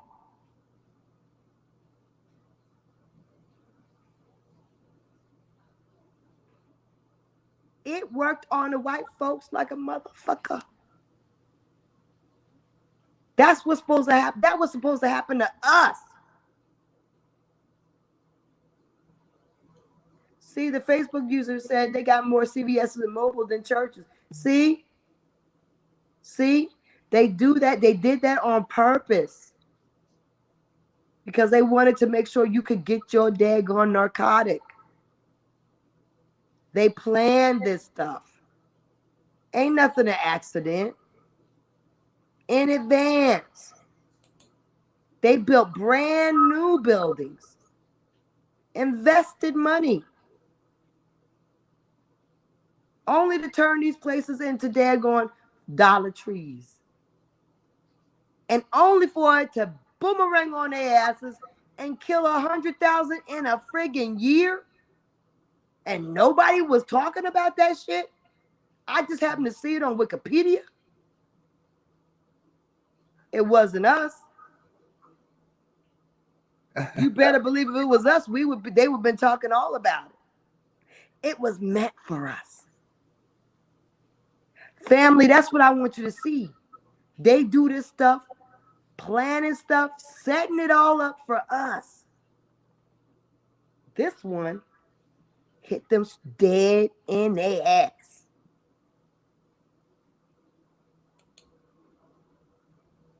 Crazy, right? What you gotta say about that? That's 8,000 a month. A little over 8,000 people a month. That's crazy. Right? So hey, got to reduce the population somehow. Those aren't the ones they were targeting. Oh no, I mean that's why they got to get these Ukrainians in. Baby, guess what? These Ukrainians gonna come in here and get on that oxy too. Yeah. Because it's in their DNA. They gonna be in here getting on that oxy. Because the videos already talk about it. They know they gonna get on it. They gonna get on that oxy. They gonna be the worst addicts ever. Because they already got birth defects and shit from inbreeding and stuff. They got issues. Right. They're gonna come here and just fall apart. Cause all kinds of daggone shenanigans. Mistakes.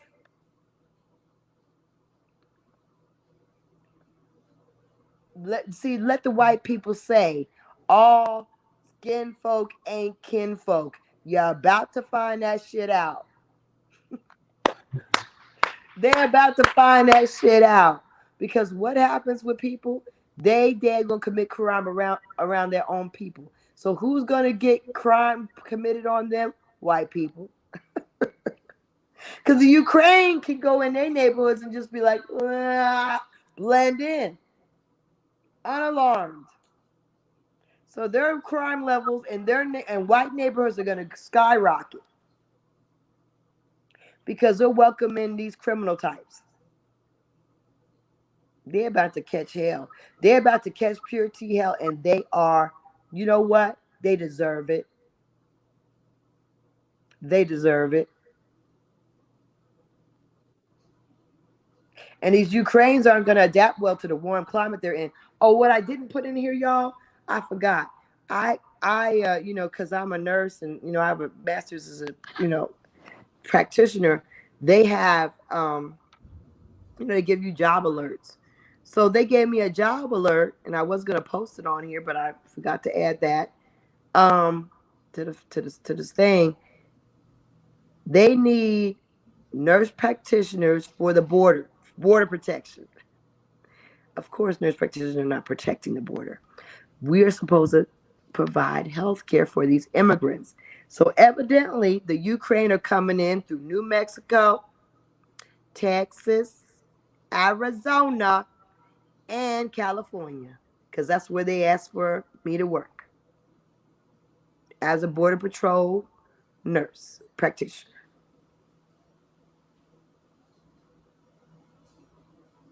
It's an infestation of It's an infestation on the opioids.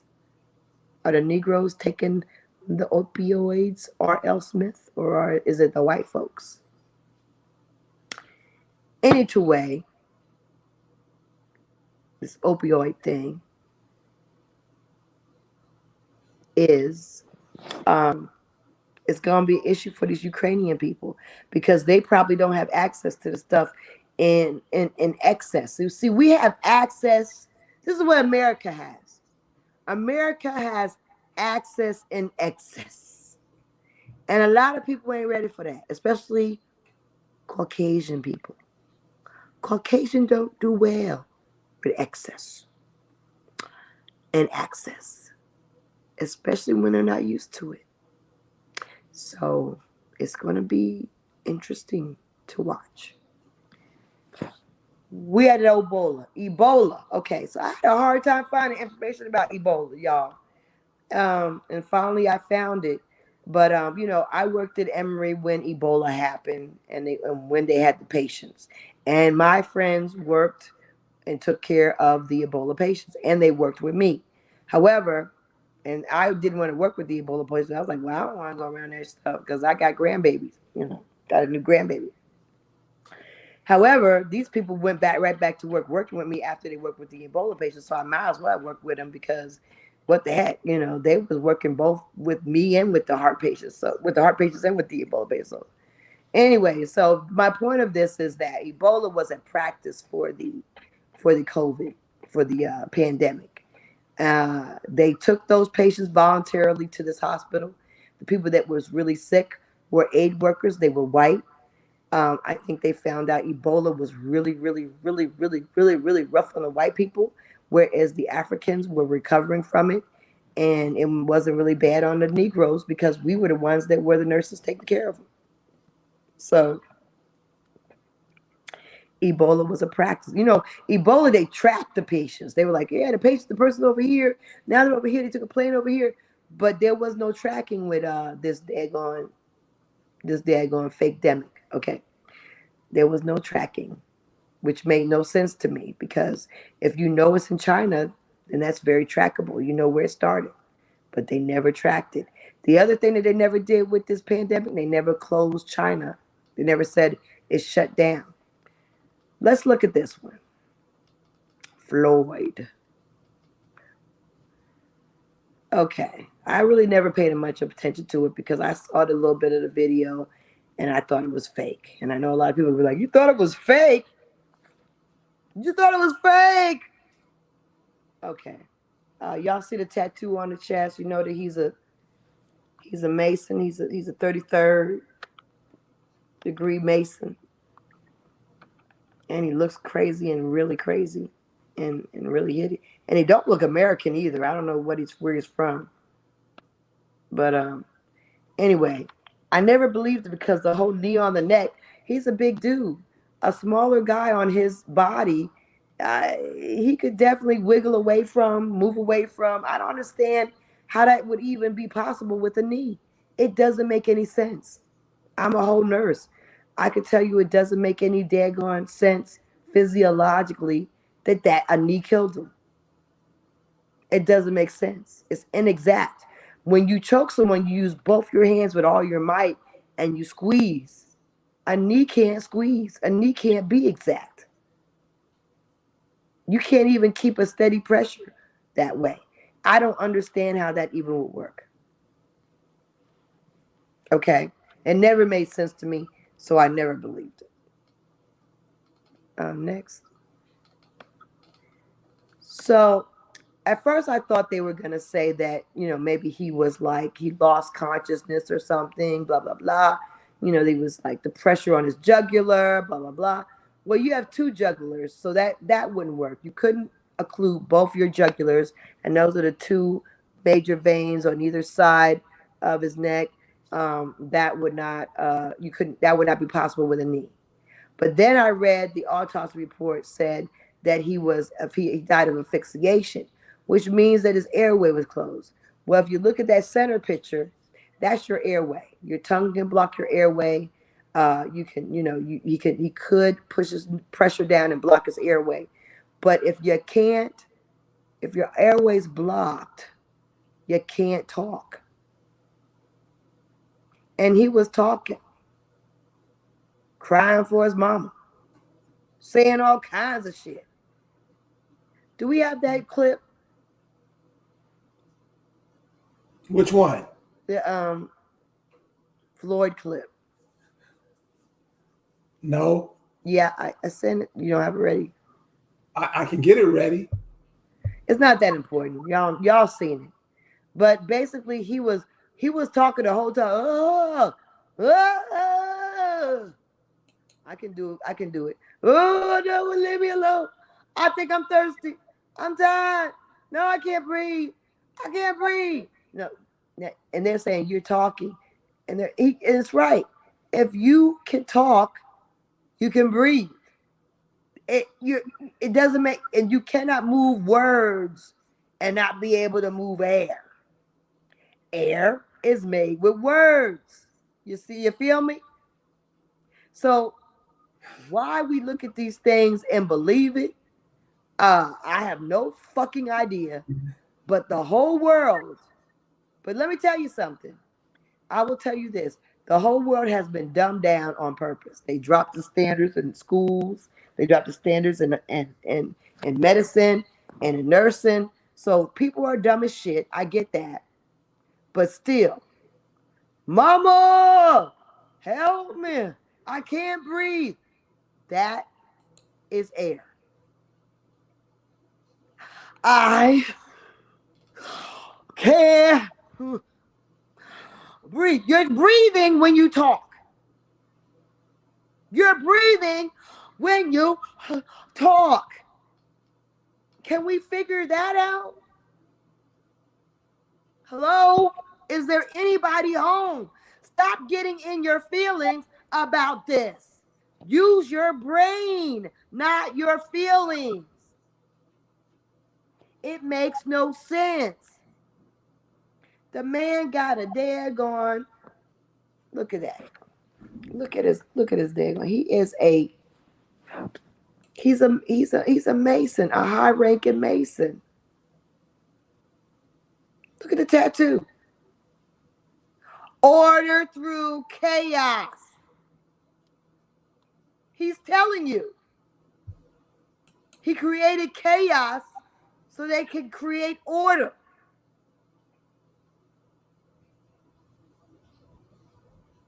He is their pawn. He is one of them. They work together. The person that did that to him was his friend. The other person that was on standby was a friend. They all are in this order together. Then you got all of your feelings. The whole world's out in the streets. Oh, about this ugly man. Oh no, Floyd. Oh, Floyd. The man ain't dead. Hopefully he got face surgery because he needs to be better looking. He's not dead.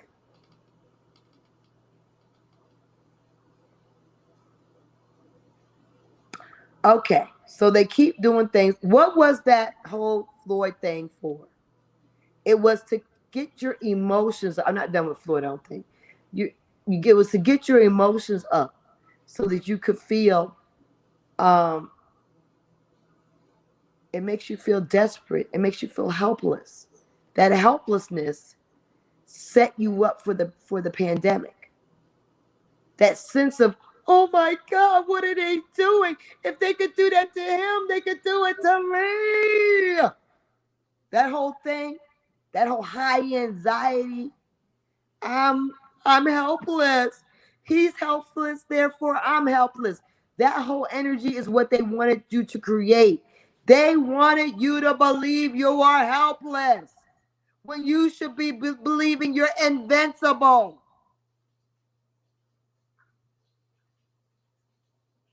They want you to believe you're helpless when you should know you're invincible. That's what the Floyd thing was about. Go back to the Floyd element. Yeah. That's what it was about.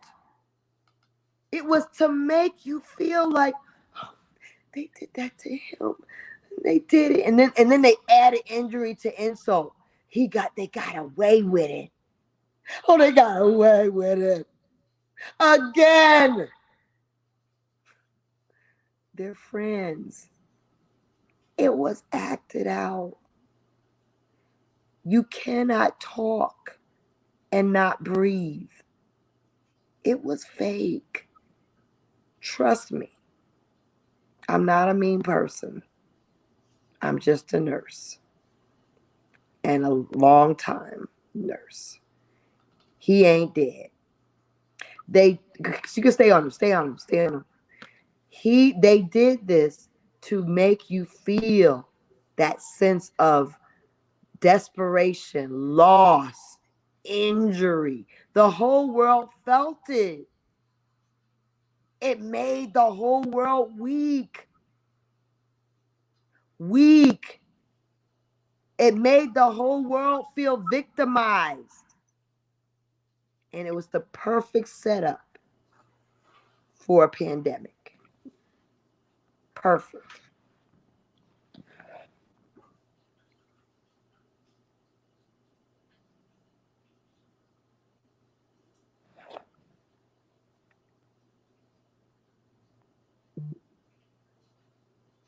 So, next one. So there was a pandemic of 1918. So like I said, we keep going back in history. So our forefathers, our real forefathers, our real people, our families experienced the pandemic of 1918. In fact, I have an uncle that was born 1918, right? So in 1918, they wanted to kill us with a pandemic, and they put out this Spanish flu. But unfortunately, again, just like the what is it called? What was that drug I said? The was it codeine, or what is it called? I can't think of it now. Oxycodone. Oxycodone. Just like the oxycodone, it boomeranged on them. The pandemic of 1918 affected the young white kids more than anybody. They lost a whole lot of young white people, not even the older white people, the young ones, the teens, the young people. And it was devastating to them. It did not really devastate us as a population, and that was the goal. So they failed then, just as they failed now. And if you look at some of these posters, the schools were closed, no church services, funeral ban is ordered, death, a ban on dances. They couldn't go out to dances, restrictions, just like they did. They just repeated the whole scenario of what they did in 1918. They did it to us in 2020. Very simple. They don't even have an original idea. And so, when you see stuff like this, the same thing that went on in 1918, just remember as you going through life, they expect for you to forget things because people don't have they don't think about anything for too long. It's just on to the next thing. So what have they done in these last 100 years to get people in this state of frenzy to get where we are now? What is everything that went on for the past 100 years to get us to this point? You got to look at it like that, because that's the way they're bringing it. So 100 years from now, what's going to be happening? And we're going to have to be ready for stuff like that. Well, no, I mean, actually, not even that. We could actually stop them from trying this stuff. The more light, like the passage I wrote, the more light you shine on it, they can't use it. So if you're like, look, I know what you're doing. This is a daggone ritual. I know you can make the weather change. I know you can make a hurricane happen. We know what you're doing. The more people who are not only alert and aware, but speak up, you can't use your magic trick if we know the magic. Period.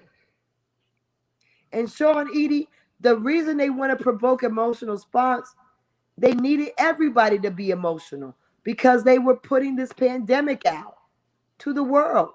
So the whole world in France, they were all over the world. People were feeling something about Floyd.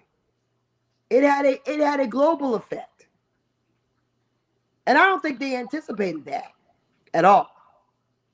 But it was priceless because it made people in a vulnerable state.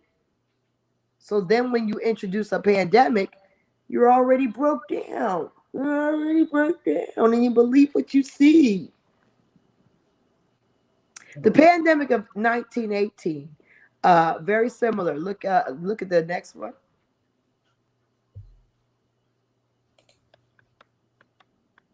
Wearing masks, closing down things. They just repeated the script of their forefathers. That's all they did. That's all they did. Repeated the script. And then you see us today wearing bags over our faces, wearing diapers over our faces. And they set all this up because they had already dummied down the healthcare system.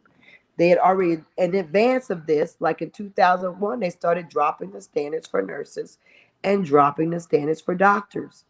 They dropped the standards way in advance, and they didn't require people to know a doggone thing. And that's why your loved ones died, because don't nobody know nothing. And they weren't trying to fix anybody. Next. They dropped these standards way before the pandemic hit. They didn't know what they were doing. Blind was leading the blind. And these people are still taking care of your folks. So that's why you got to be on guard. Now they're saying that you can train as a doctor with less than 5 years as a nurse. Just think about that, y'all. You can become a doctor in less than 5 years under the new proposals. You better start taking care of yourself. That's all I got to say.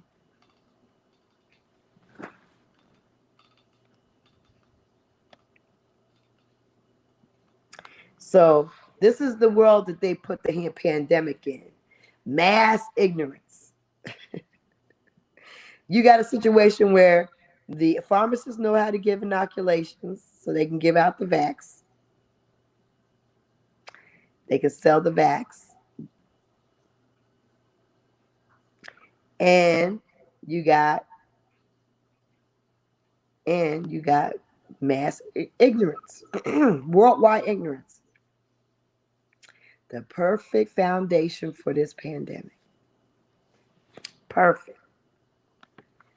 Perfect. And what are they doing? Giving it to the old lady in the nursing home, right? She getting the flu shot. Also in jail. How did the prisoners and nursing home patients end up with such high levels of this disease? If they're in a closed situation, they don't go out in the public. Yet you got all these prisoners getting the COVID and dying. You got all these nursing home patients. They were the biggest population that got hit. Well, my hypothesis, as I've said many times, is they inoculated those people with that Chinese virus, Chinese disease with the flu shot. All nursing home patients have to get a flu shot, and prisoners don't have a choice either.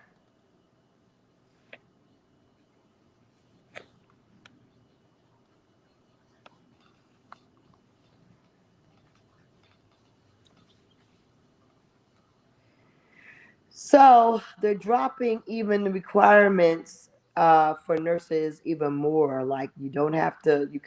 You can learn how to do it at from home. You don't have to have as much time at the bedside. You can have less hours. Clinical hours means actual bedside time, actual taking care of patients. So basically, you can just learn online and not really have to have many hours or any hours hardly, depending on what state is actually seeing people. So, like, you may not have ever touched the patient and be a whole nurse and then skip on and become a doctor in less than 4 years. And you know who's going to rush and do that? The immigrants. The immigrants. And they'll probably be taking care of a lot of us, huh? They will be taking care of solely us because they actually do not allow.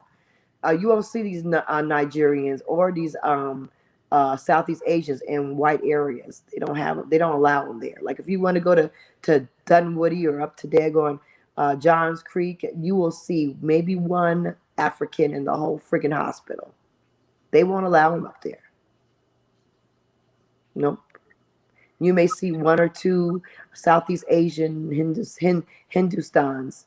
They don't allow them up there. They are all concentrated in our neighborhoods, treating us horribly. So now what? Because you know we always like to offer solutions. We don't just offer pollution and problems, okay? I suggest you get yourself somebody who can be your healthcare advocate or advisor. Somebody in your family may know some, be very educated, be very informed, healthcare provider. Maybe you need to hire one. That might be another option out to you. If you're having a child, me and myself and Carrie were discussing how dangerous it is. This is like a third world country to have babies, and the people that suffer the most are indigenous women. We die in maternal. Our maternal death rate is extremely horribly high. So, get a doula, a midwife, also like call a friend. Always have somebody be there with you with your appointments to be a second set of ears, eyes, and a mouth to speak for you when you can. Understand this, that most hardships on this planet are man made. They're man made. Nature is not against you. This planet is for your part. You are this planet. Yeah, we do need our own hospitals again. You're right. We need our own hospitals again. We used to have 200 at the turn of the century. Notice the details. Stop just believing everything you see. Look at things. Look at the details. Why didn't she even grab his arm? Why would he go from laughing to like, come on, laughing to I'm gonna go up there and punch and physically punch you? It wasn't anything worth a physical punch. Does it make sense? Does it match? Does it fit? It's not. Examine things. Use a critical eye like the indigenous one. Be like the indigenous one. Be the critical thinker. Don't just look at things and swallow it. Because understand that this nation that is invaded, is actually international nation. The United States is a corporation of immigrants. It's a corporation of immigrants. And they have a long history of going to places and using propaganda to tear things apart. Propaganda is the major tool of war and destruction. And how they get you in it, they make you think you're an immigrant. Oh, now that's what that California bill is going to be. You're going to have to declare yourself African to get that reparations, if that's even real. Because those are the terms they're using. African, those are the descriptors they're using. So you're an immigrant. So you see how you always put yourself in a trick bag every time. Every time. Every time. For shame, for shame. Like Lisa was saying, these HBCUs are taking in Ukrainians. When you have all kind of people who live around these HBUs, parents help build these universities, and immigrants are coming before your children, and you cool with it? Yeah. Yeah. So we got to look at things with a very critical eye, like the indigenous one. You got to look at it, see if it makes sense, see if it's logical. But we also need to get more independent. First of all, I don't have on this list. We need to free ourselves from these gods, these white people as God in our minds, caring what they think. Why do you care? They are not your God. You are this planet. You are the soil. You're the trees, the dirt. I don't know what they are. They got some explaining to do, because I don't even know what they are, who they are, where they are from. And they're causing a lot of problems. They are not anything for us to worship. They're not anything for us to give our respect to. We need to start respecting ourselves again. We need to respect each other again. We need to value each other again. That's why I don't like Bill Cosby, because all while he's saying all these derogatory things, we were doing fly stuff. We always are doing fly stuff.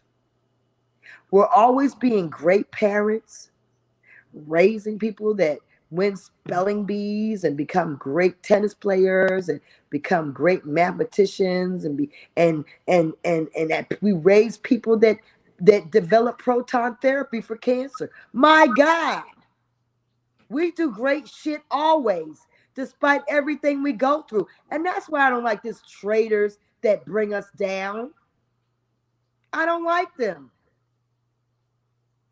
because we need to recognize how great we are and all the wonderful things we contribute all the time, despite all the stuff they do to destroy us. We need to get less dependent. If you don't know how to cook, you better learn. If you don't know how to bake, you need to learn. If you don't know how to sew, you need to learn. If you don't know how to garden, garden. If you don't know how to hunt, let's learn to hunt. If you don't know how to forage, forage. If you don't know how to fish, fish. Sterilize water. We need to be able to not be caught up with whatever they got coming our way, because we need to be able to roll to the left or slide to the right. We need to be able to do what we need to do no matter what. They can't stop us. We need to be unstoppable. Build a fire, make wine. Why did I say that? I don't know. Use natural products. Baking soda, apple cider can be used for everything. Clean your floors, clean your teeth, clean your booty, everything. Don't be helpless. And if you live in a city, get a network. And a network only has to be one person. It could be two people. But get a network of one or two people, and y'all can stock up on different items and trade. Y'all can try to develop skills of doing stuff in the city and trade skills. Somebody knows how to fix things. You know how to bake bread. Stock up on flour. You can't bake bread without flour or cornmeal. Get outside, like indigenous would say. Get outside. Get out from under the rooftops. Get out from underneath these buildings. Work outside. Bring your laptop outside. You know, try to increase your outside time. Take your lunch outside. You don't got to sit at your desk or a cafeteria or a restaurant. Sit outside on a bench or on the grass. Sit your butt on the grass and have your lunch. Have your coffee break outside.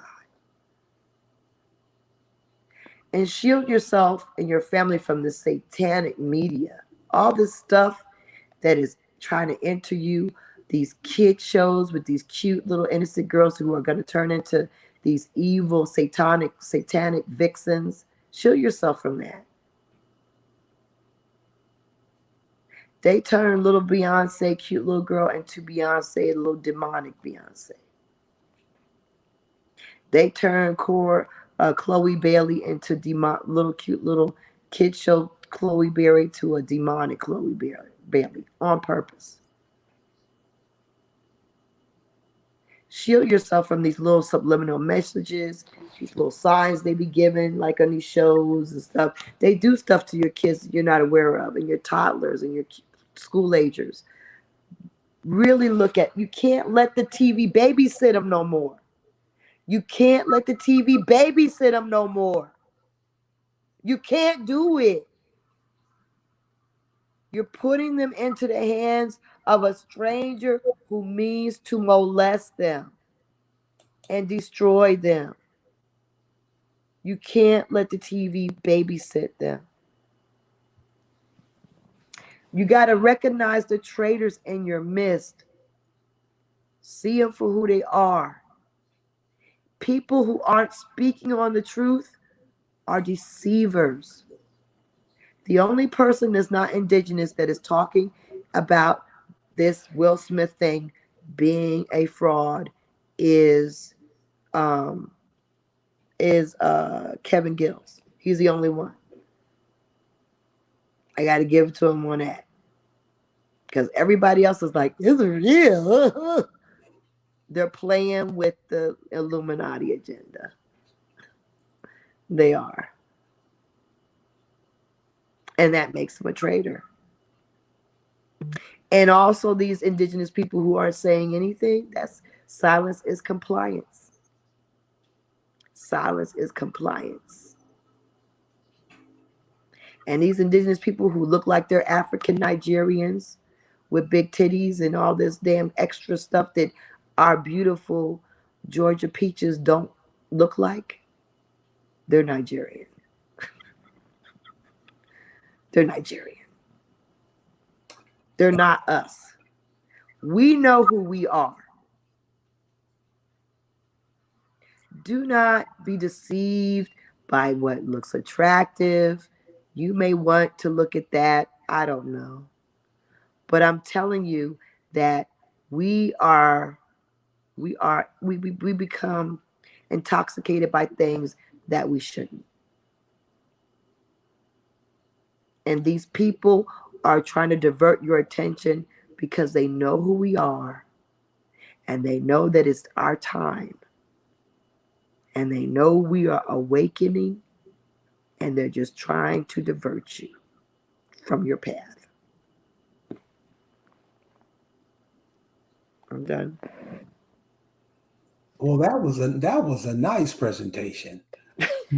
Recognizing the traitor is very, very simple, and it's what you just said.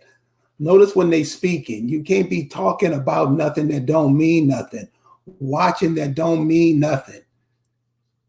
Look at what's going around in this country now. Not only in this country, but around the world. Look how everybody is diverted over here. And most of the people over here don't say nothing. It's not a good look. So pay attention to what's coming over here. Pay attention to what these people are being said. Pay attention to these tricks that are being played on you, because they play them on you every time they open their mouth. And like Lisa said, I mean, how do we keep going for it? Every time. Every time. Think about how much energy we wasted on this little show that went on a couple of days ago. How much energy did we put into it? Other people use that energy as currency, and they use it against you. Keep these things in mind, Because this is what all these Boulay, Shines, all these cats do. All they trying to do is get next to Massa. That's what they do. So what they want is you gone so they can bring other people in, so they can really, you see, they trying to sexualize your children. A lot of these people coming from other countries, they cool with that. That's all they've been doing because they've been dirt poor. They making this normal now, especially on your children. Teaching your kids anything they want to teach them, and you say nothing. That's the African American. So pay attention to what's going on. Pay attention to what's being done and say something. Don't be quiet. What's this being quiet? All this stuff going on and we just don't have nothing to say? Right. You can say, I don't want my children exposed to this pansexual agenda. Okay, that way you're not, just say pansexual. I'm not, you don't have to say alphabet people. That's fine. You don't want to say, I don't want my kids exposed to a pansexual agenda. I don't want my kids sexualized before their time. I want their innocence preserved for as long as possible. Is pansexuals like Pan-Africans? Yes, it's just as bad. It's everything that you don't want to be involved in being pushed upon you at once. Right. Just take anything. Just take anything and push that on a child's mind. I don't care. I know all about all that other stuff. It doesn't matter to me. And that's not what they care about. They want to be able to push this and say this in front of your children. That way they say, oh, they know all about it already. They want to rob their innocence so they can molest them. They're not innocent. They already know. This is what other people are teaching your kids. And speaking of that, ain't that what Will Smith kids are into? Aren't they? Everything. So this is what I'm saying. All this joke stuff, this shit ain't funny. Say no to the pansexuality. It's not okay. It ain't. The indigenous people of America do not say okay. The American Indians do not say okay to the pansexuality. It's not cute. It's not part of what we expose our children to. And that is our culture. You see, that's what the power is in knowing who you are. That is our culture. And you can't tell me that it's okay for me and my culture. It's just well, Lisa, I wanted to say thank you for joining us tonight. That was a nice presentation. Thank you. And so this is how you recognize the traitors. That you see them every day, walking down your streets every day, making this corporation run the way it runs. And it normally runs off your blood. Thank you guys for hanging out with us tonight. We'll see you Friday night. You guys have a good day tomorrow. Peace.